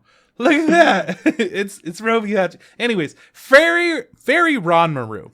I don't remember this, but my description seems very apt. Hot boys turn into fairies. Mm-hmm, all right, yeah. So if you're into that, I guess this is the show for you. Dude, this show was bonkers. It was about fairies that got sent to the human world to find what they called not relationships, connections, and they weren't very clear what that was. And essentially, they're just helping people and building bonds. And they magical girl transform from their sexy characters to even sexier fairy characters, and they fight stupid, dumb, wild stuff. It gave me huge what's it called? What's the Kappa show? Stars on My. Yeah, Stars on My vibes. This show was fucking wild, and I had such a good time because it was so stupid. Are you thinking of the right show? Yeah, absolutely. It was so dumb. They were just the sexiest boys ever. They struck the dumbest poses. It awoken some wild part inside of me. It was like, I need to watch more fairy fucking magical girls / boys. It's not good, but I don't know. I have to see what happens. It's just insane. Yeah, I honestly, I've looked at the art so many times to try to remember what the fuck this is. And each time I look at it, I just go, yeah, this doesn't even. It doesn't make any sense. No, it's wild. There's another show about pretty boys that we're going to talk about later on. That I remember being like, is this going to be good? I feel like this might be good, but I might be getting tricked right now. I don't think that one's going to be good. I think that one's. I'm not going to watch it. By the end of it, I was done. Okay. But so that's why you talking about these hot boys and stuff, and I'm looking at them and I'm like, yeah, they are hot boys. And I could definitely see them striking poses, but that also sounds exactly like the other show. And we'll get to that. We'll get to it. Yeah. So I'm not saying I'm going to for sure watch this, but I am saying that, there's a chance. Saying there's a chance. Yeah. It's a maybe. I don't know. Who knows? Odd Taxi, made by OLM. They did Pokemon and Major Second, as well as another studio called PICS. They made Space Bug. Which also took me back. I was like, whoa, what the fuck? Oh my god, that was animated. Fucking wild. Space Bug. This is an original anime. Lots of originals. And I haven't decided. I don't think it's gonna be. But this might become my favorite of the season. Who knows? Mm-hmm. Who knows? But it's up there, dude. I really like this show. It looks different. And in the sense that, when you see it, it looks like it should be one of those 3-minute animes. Yeah. And it's not. It's full length, 23 minutes. When you follow it up with, it's just not. No, it looks like it's going to be a 3-minute anime. Mm-hmm. But then, thankfully, it's not. It's not. No, it's so much better. It has so much density to each conversation. Mm-hmm. And it becomes a part of the plot as it goes on. It has the most bumping music. It has such a great big character world. design. So this was we talked about this. We described it. This is Anime Zootopia. We've said that in the past, but this is actually it's for real. We wanted BNA to be the anime version of Zootopia, and it was so lacking. This show absolutely fucking nails it. This is the anime version of Zootopia. Beastars isn't even close. That's not anywhere on the Zootopia. Like, love Beastars. That show's fucking fantastic. But nowhere does it give me Zootopia vibes. Everywhere in Odd Taxi, it's firing off, man. I'm like, I want to know more about that animal's job as a doctor. I want to know more about that animal's job as a fucking piece of shit who just tweets all day. Like, I need to know. What's super funny is, like, I'm watching it, like, it seems to be mundane things essentially, but it's also like there's this girl that's missing, and there's a mystery element to it. But there's also just, I don't know, 6 minutes of our main character talking to, what was he, a hippo in the back seat, and he's explaining how social media works and how trending works. And I go, it's good. Like, this could be an actual, like, non-animated TV show, and I would have, like, a great time with it.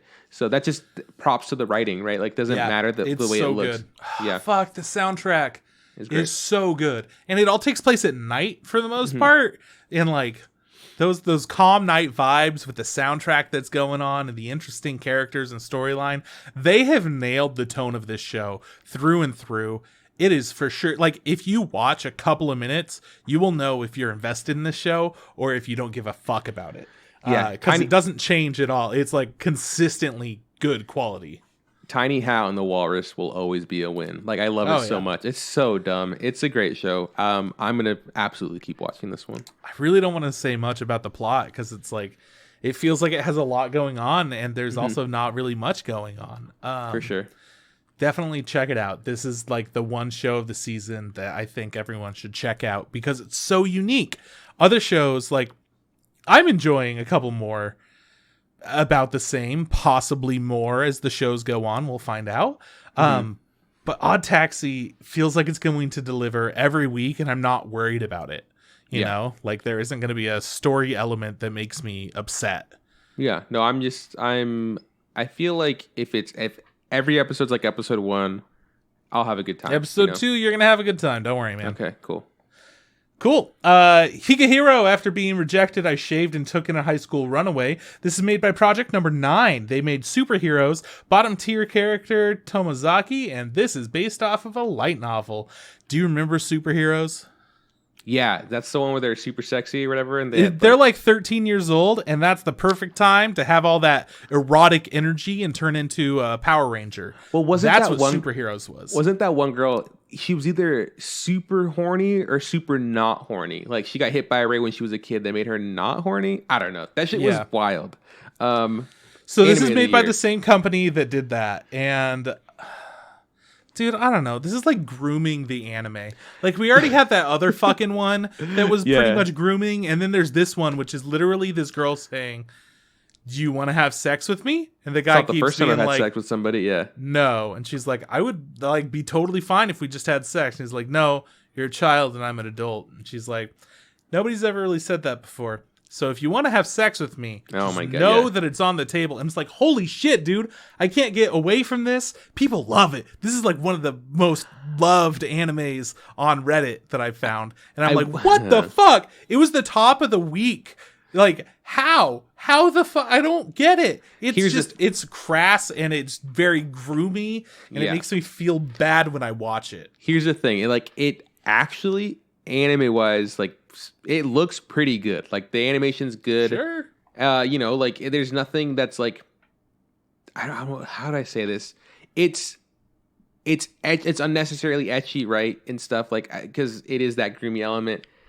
And I understand why people like this, but I don't think it's okay for them to like this. Like, it is uncomfortable. It doesn't feel like it's an okay thing. This is another, like, it's the reverse of the scumbag hitting on the high school chick. It's the high school chick hitting on this fucking dude. It's like, both the situations are inappropriate. You shouldn't let a high school student live with you, a single adult man, right? Like, that doesn't make any sense. It just, again, it feels like, you said webtoon? No, fucking light novel, right?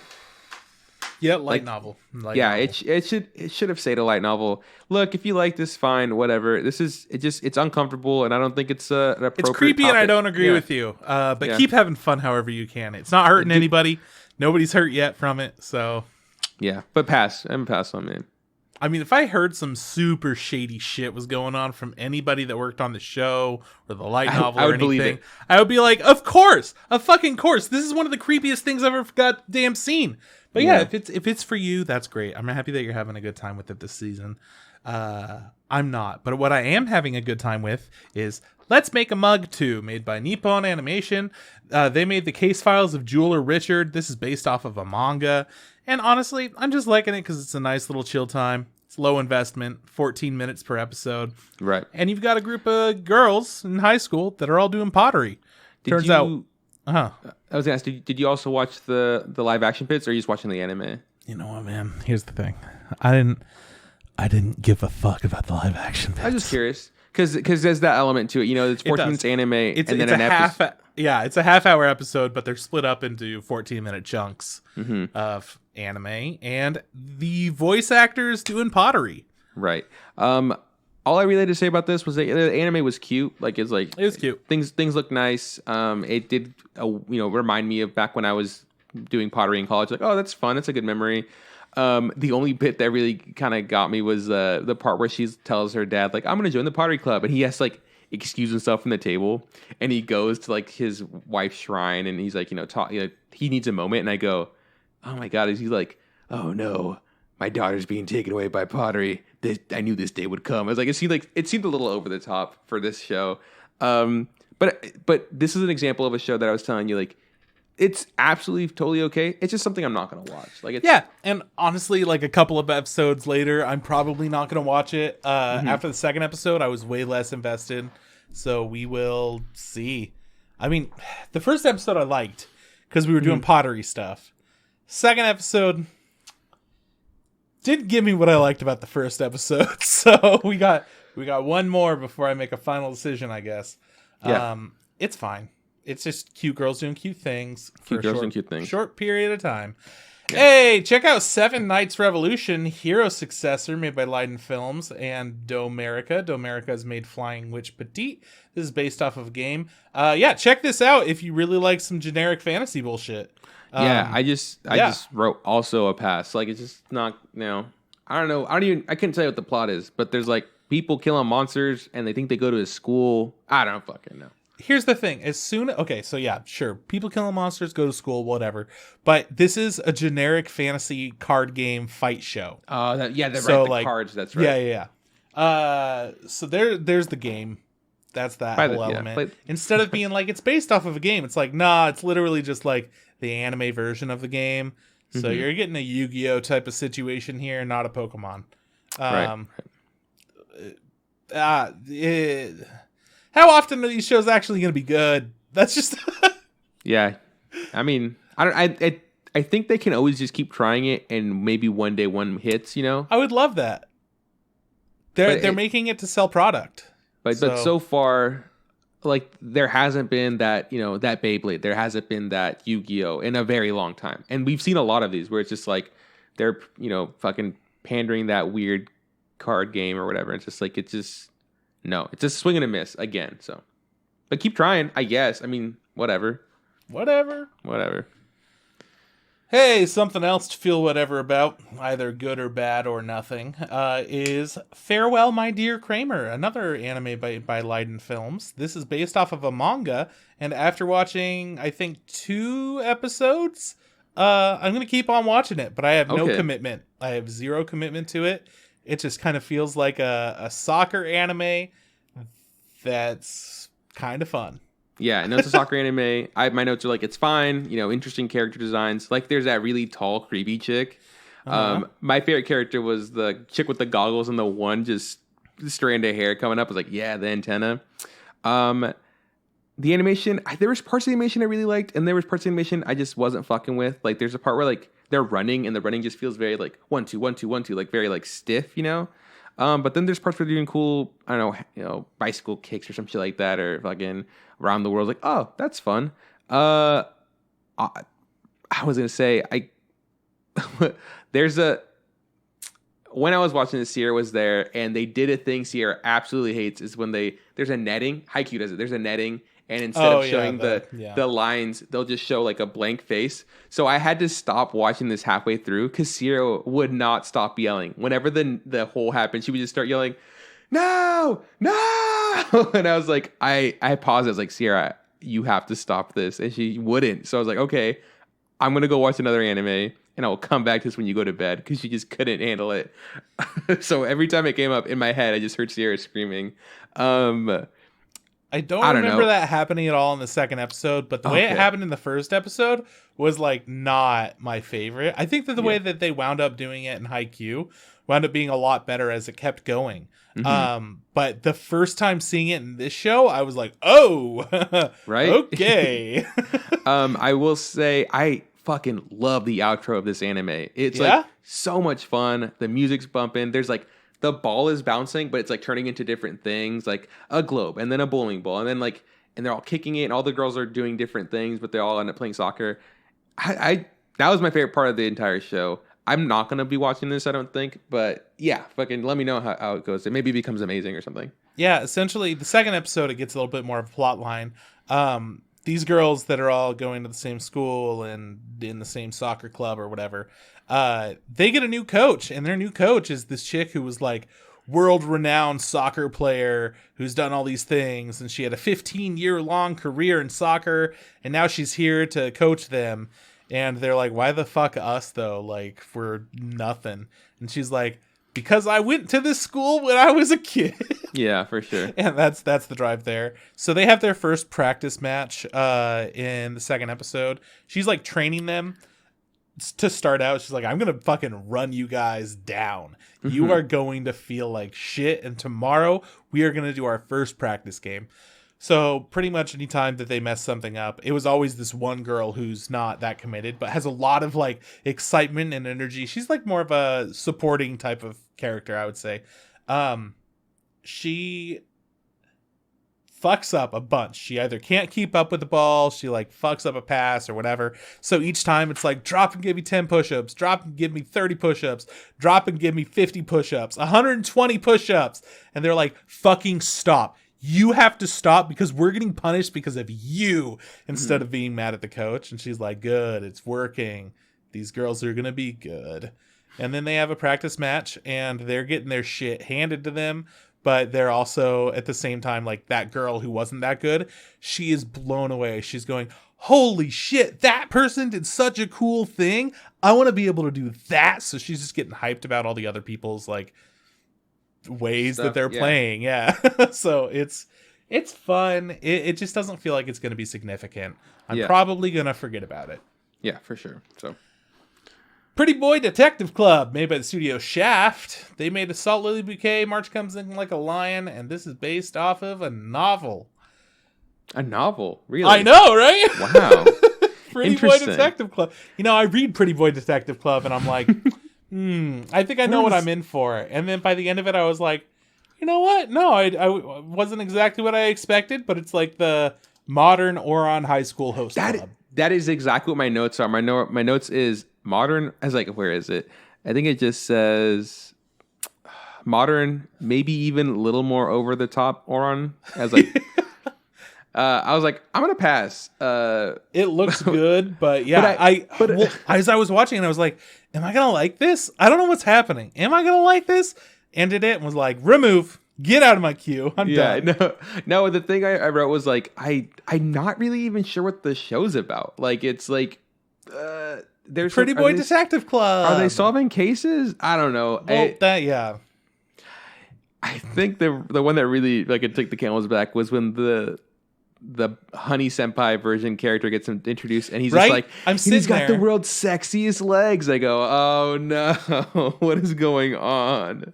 Like, Kyle doesn't know anything about Oron High School, and I'm like, that is fucking Honey Senpai, and he needs an Ori-san. Like, I was just all ready for it, and he didn't have any of that same, oh yeah, I know Oron, which is all it was.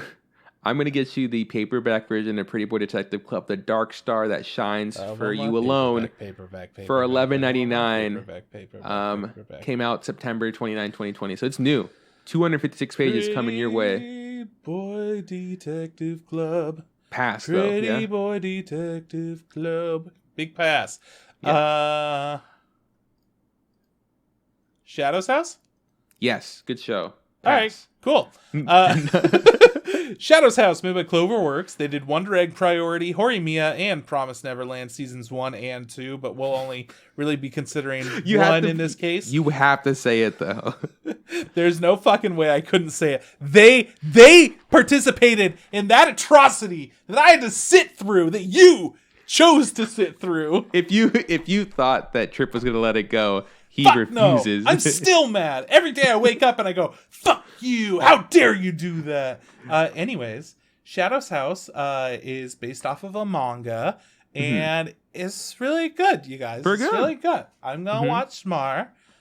First episode, honestly, nothing really happens in the first episode. But I'm interested. You're getting to learn your two main characters. You know that there's going to be a lot more, but you're getting to learn your two main characters and what they're all about.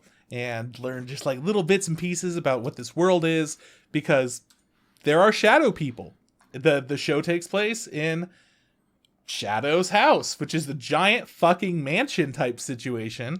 There's a little girl and a little girl that looks just like her, except one of them doesn't have any features because she's like literally just a black shadow person. She doesn't exist. She is a shadow. Is the way it looks. She emits soot when she's feeling certain emotions. Everything is just covered in soot and dust and stuff. So it's our main character's job to go and clean up all that soot and to essentially be like the handmaiden to her shadow version of herself. Yeah. And it's that's kind of the first episode. She sleeps in like a creepy box. The human does. The human, yeah. But the human is also a living doll, is what they call them. She goes like, oh yeah, you're made to look like a human. You know, we built you. And I go, I'm pretty sure you're just a human. That's the thing. I have a lot of questions. I'm like so curious as to what it is, what's going on. Yeah, because the whole world, they show you two rooms. They show you our main character's room and her master's room, and they're totally different. The human room, the living doll room or whatever, is just like a small little box. Small cell, with like a bed that you could sleep in. And you crawl out of it into the other room. Like they open up a little window and give you a piece of bread, right? And then there's an elevator that takes you up to like where you're supposed to work. And she gets punished for not punished, but she gets taught that she has to eat things. She's like, I thought I was a doll. Like, yeah, but you still need energy. Like, you how dumb else bitch. do you think you do that? So eat the food. And she's like, oh, okay. And she's kind of learning how to just be a person while also already knowing some things. And then without saying anything, the second episode opens up into more of the house. And you get to learn a lot about more characters. And then near the end of the episode, it definitely tells you some other shit that's going on that you didn't know at all until that point. So I think each episode is going to slowly reveal, maybe like every one or two episodes, you'll get a new little piece to this puzzle. And it's curious. It seems sinister. It seems dark, but it also is treating everything like very lightheartedly. Well, I really liked the way the first episode ended because, like you said, it was just those two rooms, and then the first episode ends with like our human doll looking out the window and being like, "Oh, look, another person!" Right? Like, hey, and then that person turns around and gives you like this glare. I'm like, ooh, I'm scared.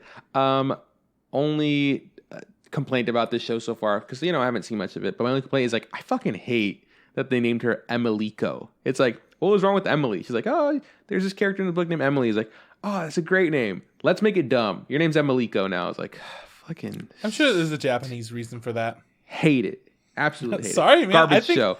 I'm going to pass. Emiliko is a tight name. No, I don't like it. Pass. But yeah, second episode, you're going to enjoy it. Oh, fuck. The intro's really good. The outro's really good. It's just a good time.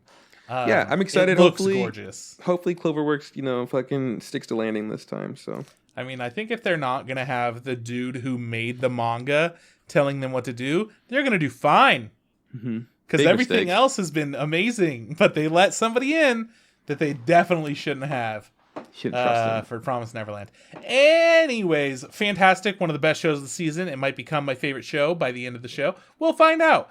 Next up, Battle Athletes Victory Restart, made by the studio named Seven. They did Try Nights, which is that anime about rugby. And this is an original anime, again, about sports. Absolute ass. That's like... What? It's trash. But she is girl from place who went to space place and does an athlete because she farms. This is an example of one of those shows I was telling you earlier where I felt like I was in season 2 and I was missing stuff. It just kind of drops in the middle of nowhere. What's happening? Am I supposed to be here? They're competing for like Miss Galaxy of the whatever. Miss show sucks, Athlete of the Universe. Yeah, man, it was. Yeah. I got nothing to say about it. It's hard to watch. It was just a really bad, dumb time. Never gonna get that time back. Oh, but she loves potatoes, so Potato Chick lives on. There we go. Yeah. Blue Reflection Ray, made by JC Staff. They made Way of the House Husband and One Punch Man Season 2. Wow, the two absolutely garbage shows. Blue Reflection Ray is based off of a game, and I'm not watching it. Yeah, it's Magical Girls. The show doesn't look that great. There was kind of a cool fight. It sucks, though. It's just not going to be good. I would like you to know my notes. Yeah, let's hear your notes. Fucking magical girls in a goddamn handshaker type scenario. Yeah, it sucks. It was fucking bad. Why are they making shows like this? I don't have the time for it. I don't know how you guys have all that time, but I don't have that time. Blue Reflection is essentially the same show as that fairy show, except the fairy show is dumber because they're boys and they do poses. So it's like, cool. If I'm going to watch one of these garbage shows, it might be the other one. This one's just fucking bad. So, huge pass. Another huge pass that I'm pretty bummed about is The World Ends With You, the animation made by Shin-Ei Animation and Domerica. Mm-hmm. This is based off of a game that I thought had some fucking style. It had some beats. It had some unique story. And then I watched the anime and I was like, guys, they suck. What are you fucking doing? All that they did was go, all right, we love the animation style and we're going to make the enemies gross 3D enemies. I'm like, why? What are they doing? And we're not going to go over any of the story, really. We're just going to throw you into the first part of the game, and we're not going to explain it in the way that games do. So buckle up for fucking nothing. I watched one episode, and I was out. It looks really good until the 3D animation comes in. But I agree. I like the style was interesting, right? And this is based off that game that I was like, you had told me about it. I was like, oh, cool. It's dope that they're able to revitalize this fucking franchise. And I was really excited. But the 3D fights just absolutely fucking did not sell me at all. And the fights were dumb. Like, I thought they would change it up or something. They were fucking stupid. Because in the game, it was like, you just like tap shit along with the music or something like that. I don't remember exactly how it went. But you had to use like dual screen stuff. It was all very like DS oriented. So it was a fun, stimulating game. But you're watching the show and you're like, all right, so they're just like, I don't know, attacking with flame dogs or some, what the fuck? I don't know. Yeah. It was dumb. It's just a bummer because it looks like it was going to be cool, and hopefully it was. But if this game had a dope story and plot, this first episode left absolutely wanting. Pass. It's like, I don't know, everything felt really dated as well. Yeah. The characters, the dialogue, everything needed to be revamped, and it feels like the Team Rocket characters that came in, the Reapers. I was like, what is this? We still doing this? Or it's like, that was the whole part of things, and like they just didn't do a good job at it. They made it so fucking dumb. Did they get like launched off or something like that? Did they get like no? They at the end of that altercation, another guy shows up. He's like, hey, you're not supposed to be here. And then they just kind of phased away. And then the first episode ended with them going to the concert. And like, there's like the guy that's a part of a band or some shit. I was like, oh, yeah. The pacing was so weird too. Cause it was just like, stuff's the pacing was all over. And then it's like, cool. Now it's the next day. It ended so abruptly too. That's the thing that I was like, I was hoping that they would go for like Persona type of vibes with this, to where like yeah, there's some like weird shit that happens.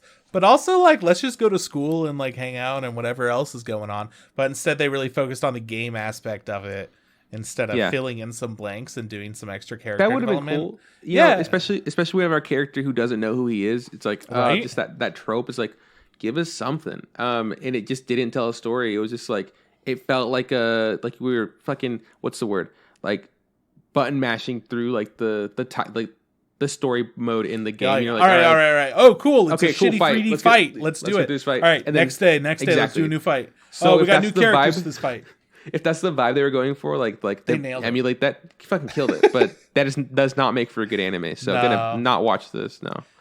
Full Dive, the ultimate next-gen full dive RPG, is even shittier than ReLIFE, made by NG. They did Kimono Wrestler, and Uzaki-chan wants to hang out. This is based off of a light novel, and I mean, honestly, I think the title literally tells you everything you need to know about this show. Mm-hmm. That's it. Yeah. Do you have any? I mean, it's an any isekai. Thoughts? It was different. So I might keep watching it. I just was not expecting him to murder that guy. He's a best friend kill. He killed his fucking best friend, which kind of threw me for a loop. I was like, okay, all right. I wonder what happens here. But it's probably gonna be really etchy for no reason. So that's something I'm kind of gearing up for. Homie essentially is playing some virtual reality game, and he's popped in, and he thinks he could do anything, but then he kills his best friend. Kind of on accident, but like also kind of like whatever. He doesn't really give a fuck. And then he realizes that this is a lot more in depth than he ever expected. So he gets the title of like best friend killer. Yeah. And that's how he's treated in the game. And it's not clear if it's just, I don't know. It's also one of those things where like, I guess they do a bit of like explaining to us like what the real world is like in this world, where it's like, hey, you know, virtual reality gaming became a huge thing and has essentially died off. No one really does it anymore, kind of thing. And he's playing an old game, and I'm not sure if he's supposed to be stuck in it. I don't know what. It's not really clear because I'm like, if you know, there's a point where he goes like, oh, I can just back out and start over. It's like, yeah, why wouldn't you do that? But it wasn't clear if like he's actually stuck in the game or whatever. So, anyways, I'm gonna watch it just out of curiosity. But I'm not expecting it to be amazing or anything. But yeah, it was fine. Yeah, I don't know. The title tells you everything that you need to know. Yeah, it's a parody of those kinds of anime. That's about it. Yeah, it's like a better version of like in Sword Art Online. So whatever. Yeah, exactly. Yeah. Next up, The Saint's Magic Power is Omnipotent, made by Dio Media. They've done Domestic Girlfriend and Beatless. This is based off of a light novel. And at first, I wasn't sure how I was going to feel about it. After the second episode, I know how I feel. It's very, very chill. It gives me some Ascendance of a Bookworm kind of vibes to where it is an isekai, but our main character isn't an idiot. And it's also like pretty tame overall. She's just like super magical, and that's about it. It feels like it's focusing a lot on the romance, but not in a way that I'm enjoying too much, which sucks. I like good romance. This didn't do it. Yeah, my notes for this one was just a shrug emoji. Like, I absolutely forgot what this is about. But yeah, isekai, she doesn't want to be involved with it. And she's making potions and having a good time doing that. And I don't know. So just there's also another character who they think is actually the saint that they were trying to summon. Yeah, but I was turns just really out bored. It's her. Yeah, I was just really bored with the whole thing. So yeah, it was like a pretty chill, boring time, but it was in a fantasy world, and I liked that they made fantasy boring instead of over the top. So I was hopeful, but nah. Okay. Nah. Next up is Dragon Goes House Hunting. This is made by Signal.MD. It's based off of a manga, and again, this is not exactly what I expected, and I was wishing it was something a little bit different. I thought we were going to get an anime about a dragon that went around looking at different kinds of houses that it might want to live in this fantasy world. Or they started off by showing off all these different dwellings and stuff. And then by the end of the episode, I was left disappointed because I realized the show was absolutely not going to be about a bunch of cool different kinds of homes that exist for creatures in this fantasy world. They're like, oh yeah, there's this spell that'll be in front of your door so nobody could find it for months, and then you'll have to start paying for that spell if you would like to have that. I was like, I love that. And it got worse and worse and worse. It was, I didn't expect it. I didn't know what it was. Like, I went into it, my biggest issue with it was like, it doesn't look that great. Like the art style and the animation isn't like isn't super nice.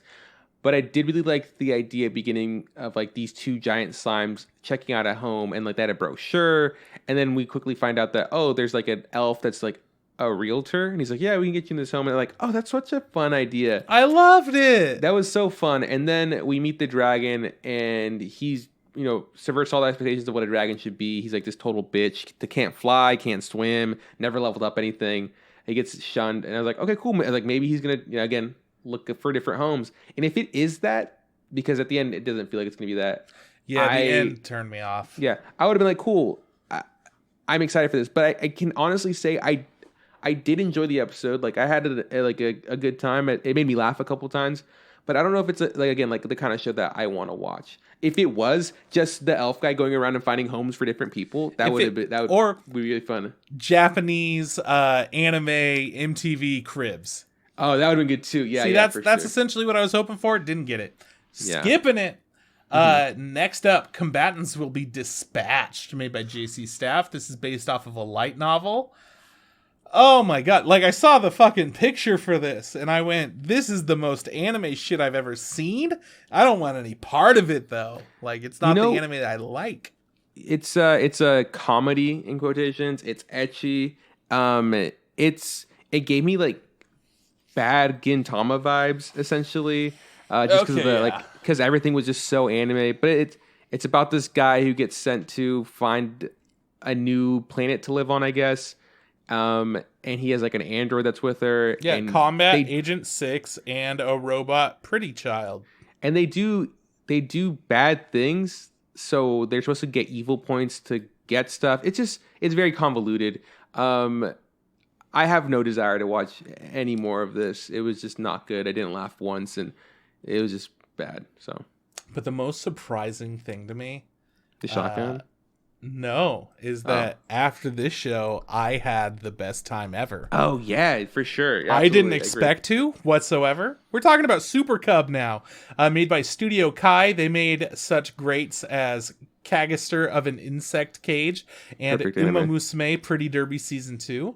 This is based off of a light novel. And holy shit, I started watching it. Was like, this is the episode we're ending with, so let's just hope it's a good one. And man, it's pleasant. It's goddamn pleasant.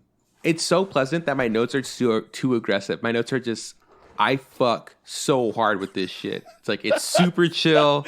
She's got a motorbike. Boom. Yes. Like, those are my notes. Like, it's about a girl who's in high school and she has like pretty mundane life. She's poor. She has no family. And she has to ride her bike to school. She fucking hates it. And she's like, you know what? I'm going to get a motorbike. And she goes to buy one and it's too expensive. And the motorbike guy's like, you can buy this one. It's pretty cheap. And she's like, why? He's like, people died on it. She's like, don't fucking care. So she bought it.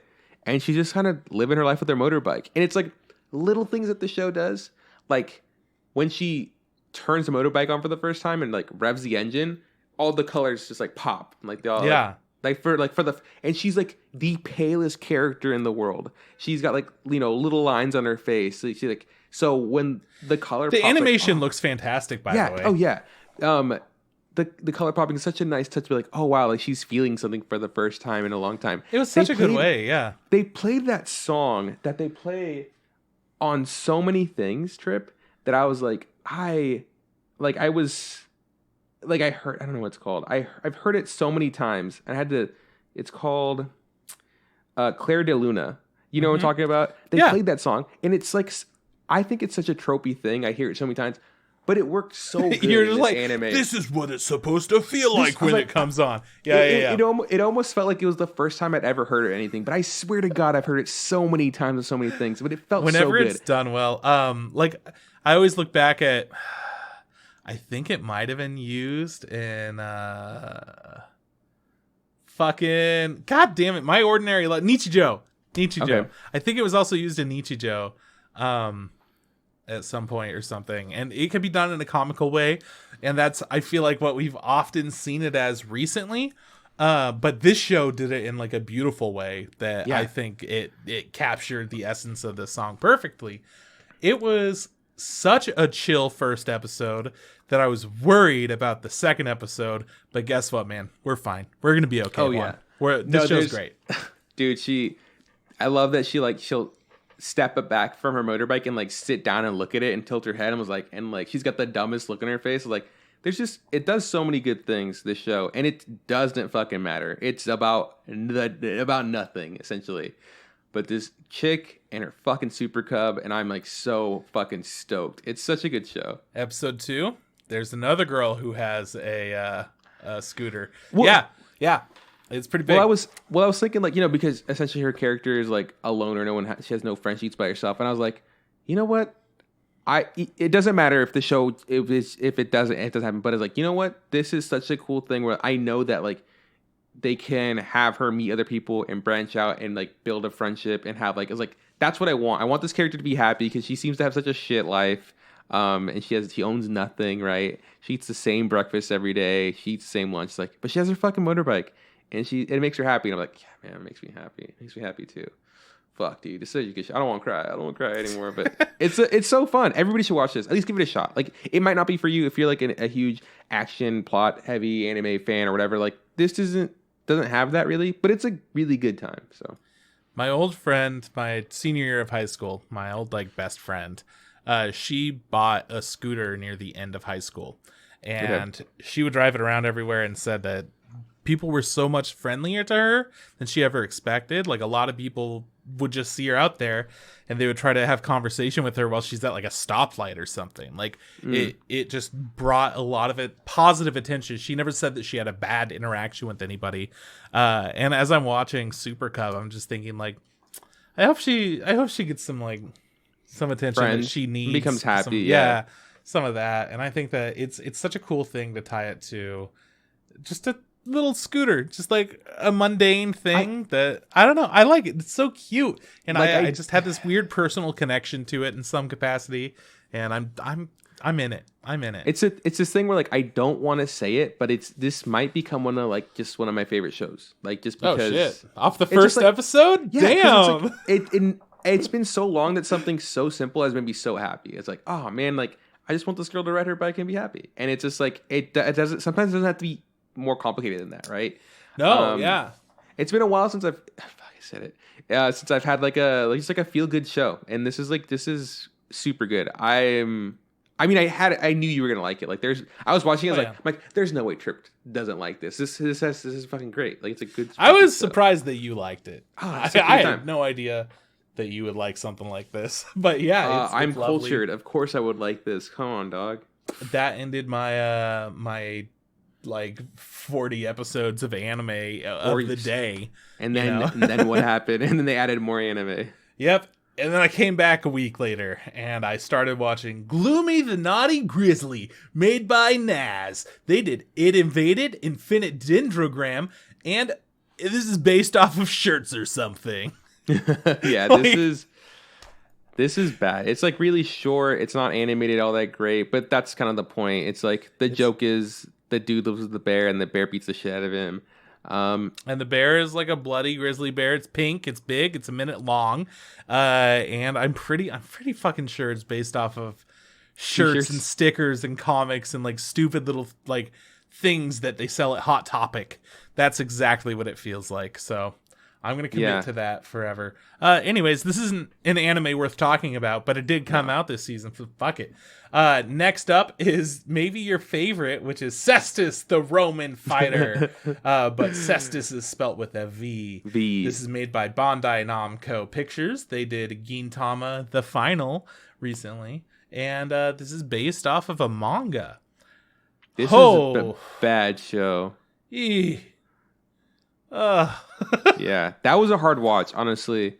This show's about like Roman boxing in like arenas, like the gladiators kind of, and we follow a slave who's trying to fight for his freedom.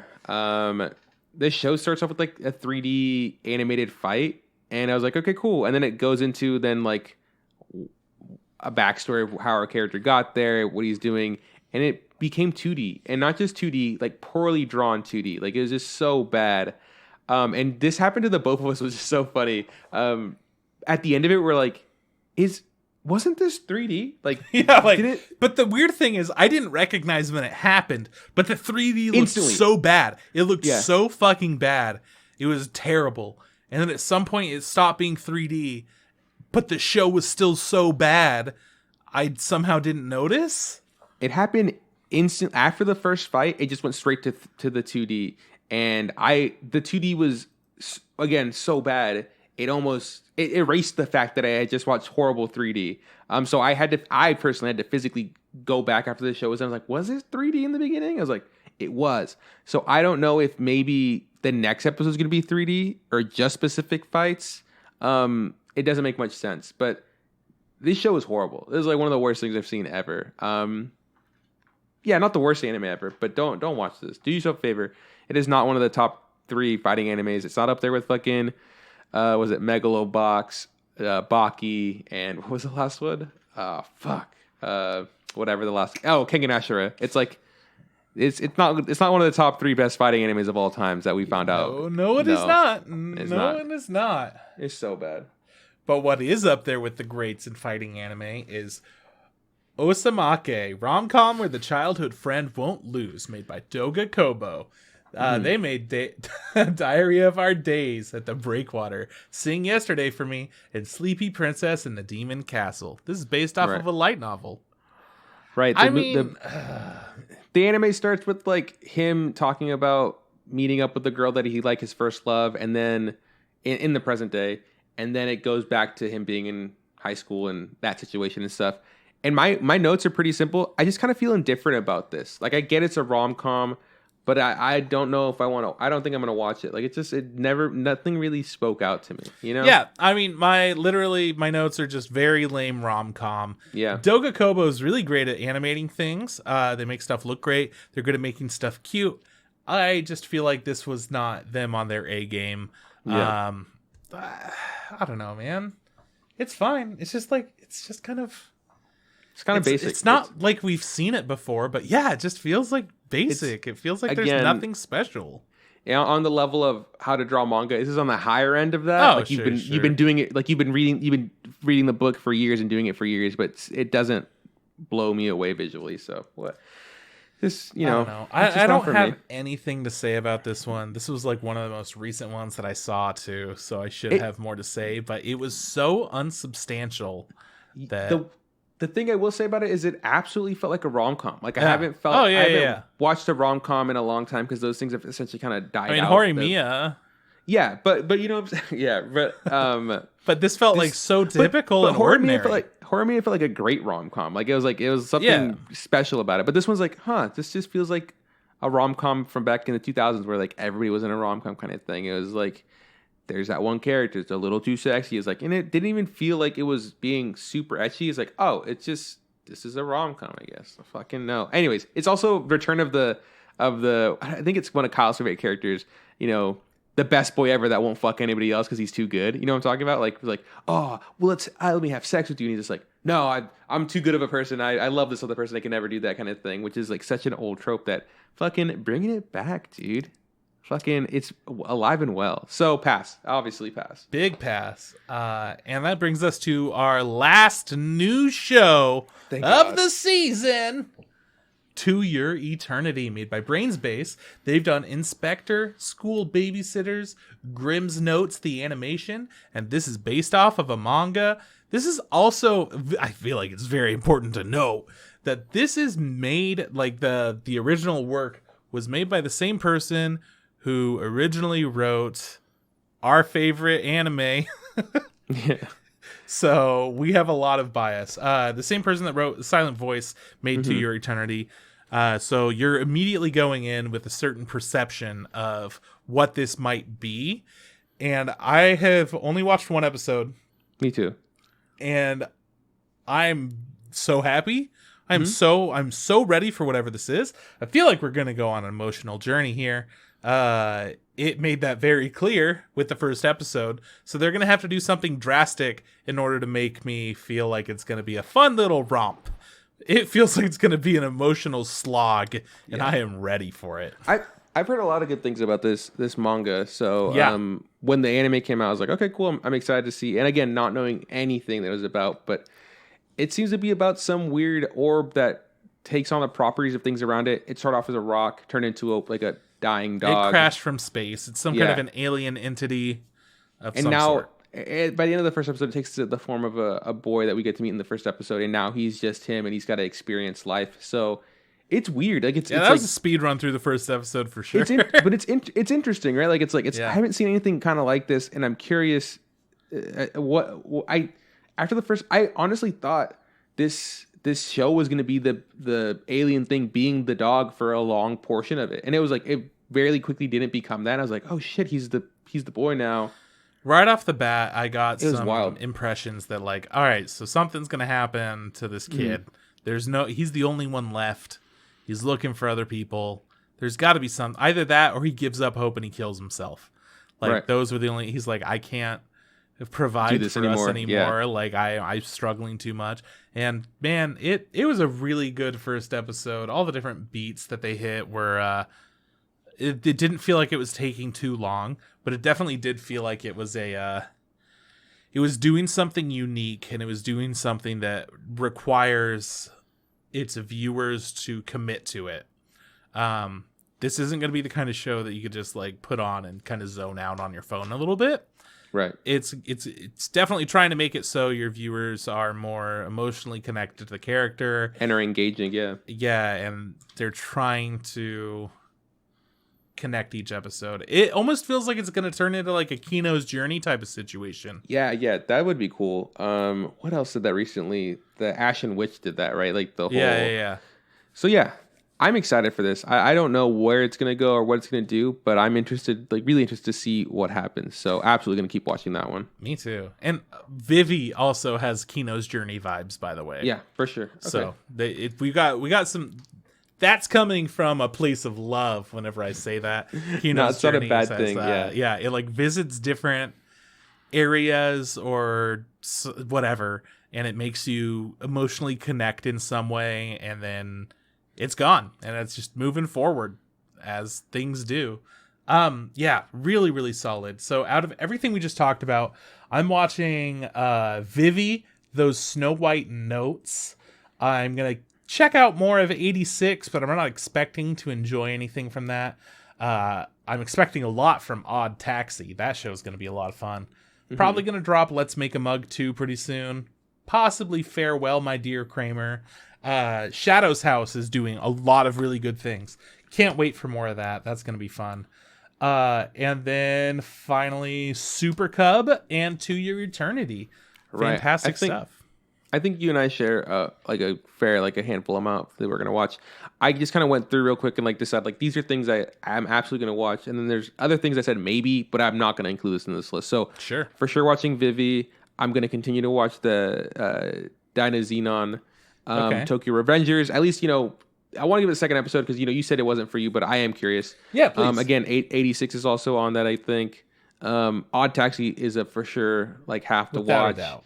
Shadow House also.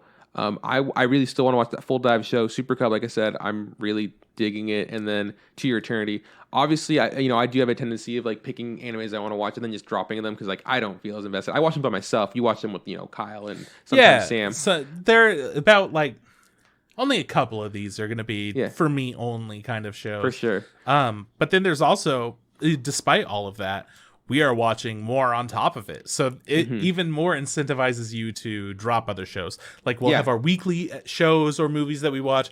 But not only that, there's also the second season of Megalobox is airing. Right. We're getting our 5th season of My Hero Academia. My Hero. I'm getting the 2nd season of Zombieland Saga Revenge. There might be another one too, another sequel that I'm forgetting about right now. I was gonna say, yeah, I know we're not talking about sequels. I did want to mention something quickly about the Nomad Megalobox 2 or whatever. You had said, hey, check it out. It's got like Spanish vibes or whatever, and it does. I do want to say now and make it very clear, I am not a fan of the Spanish that is spoke in the show. As a Spanish speaker, like I am very disappointed. I was so curious how you would feel about it. I just wasn't feeling it. Like I was like, and you know, there's other times where like what show did it? The Jordan Princess of Snow or some shit like that. Like they had someone speak English, and I was just like, ugh, it's that really cringy. They didn't do a good job of getting someone that can actually speak English.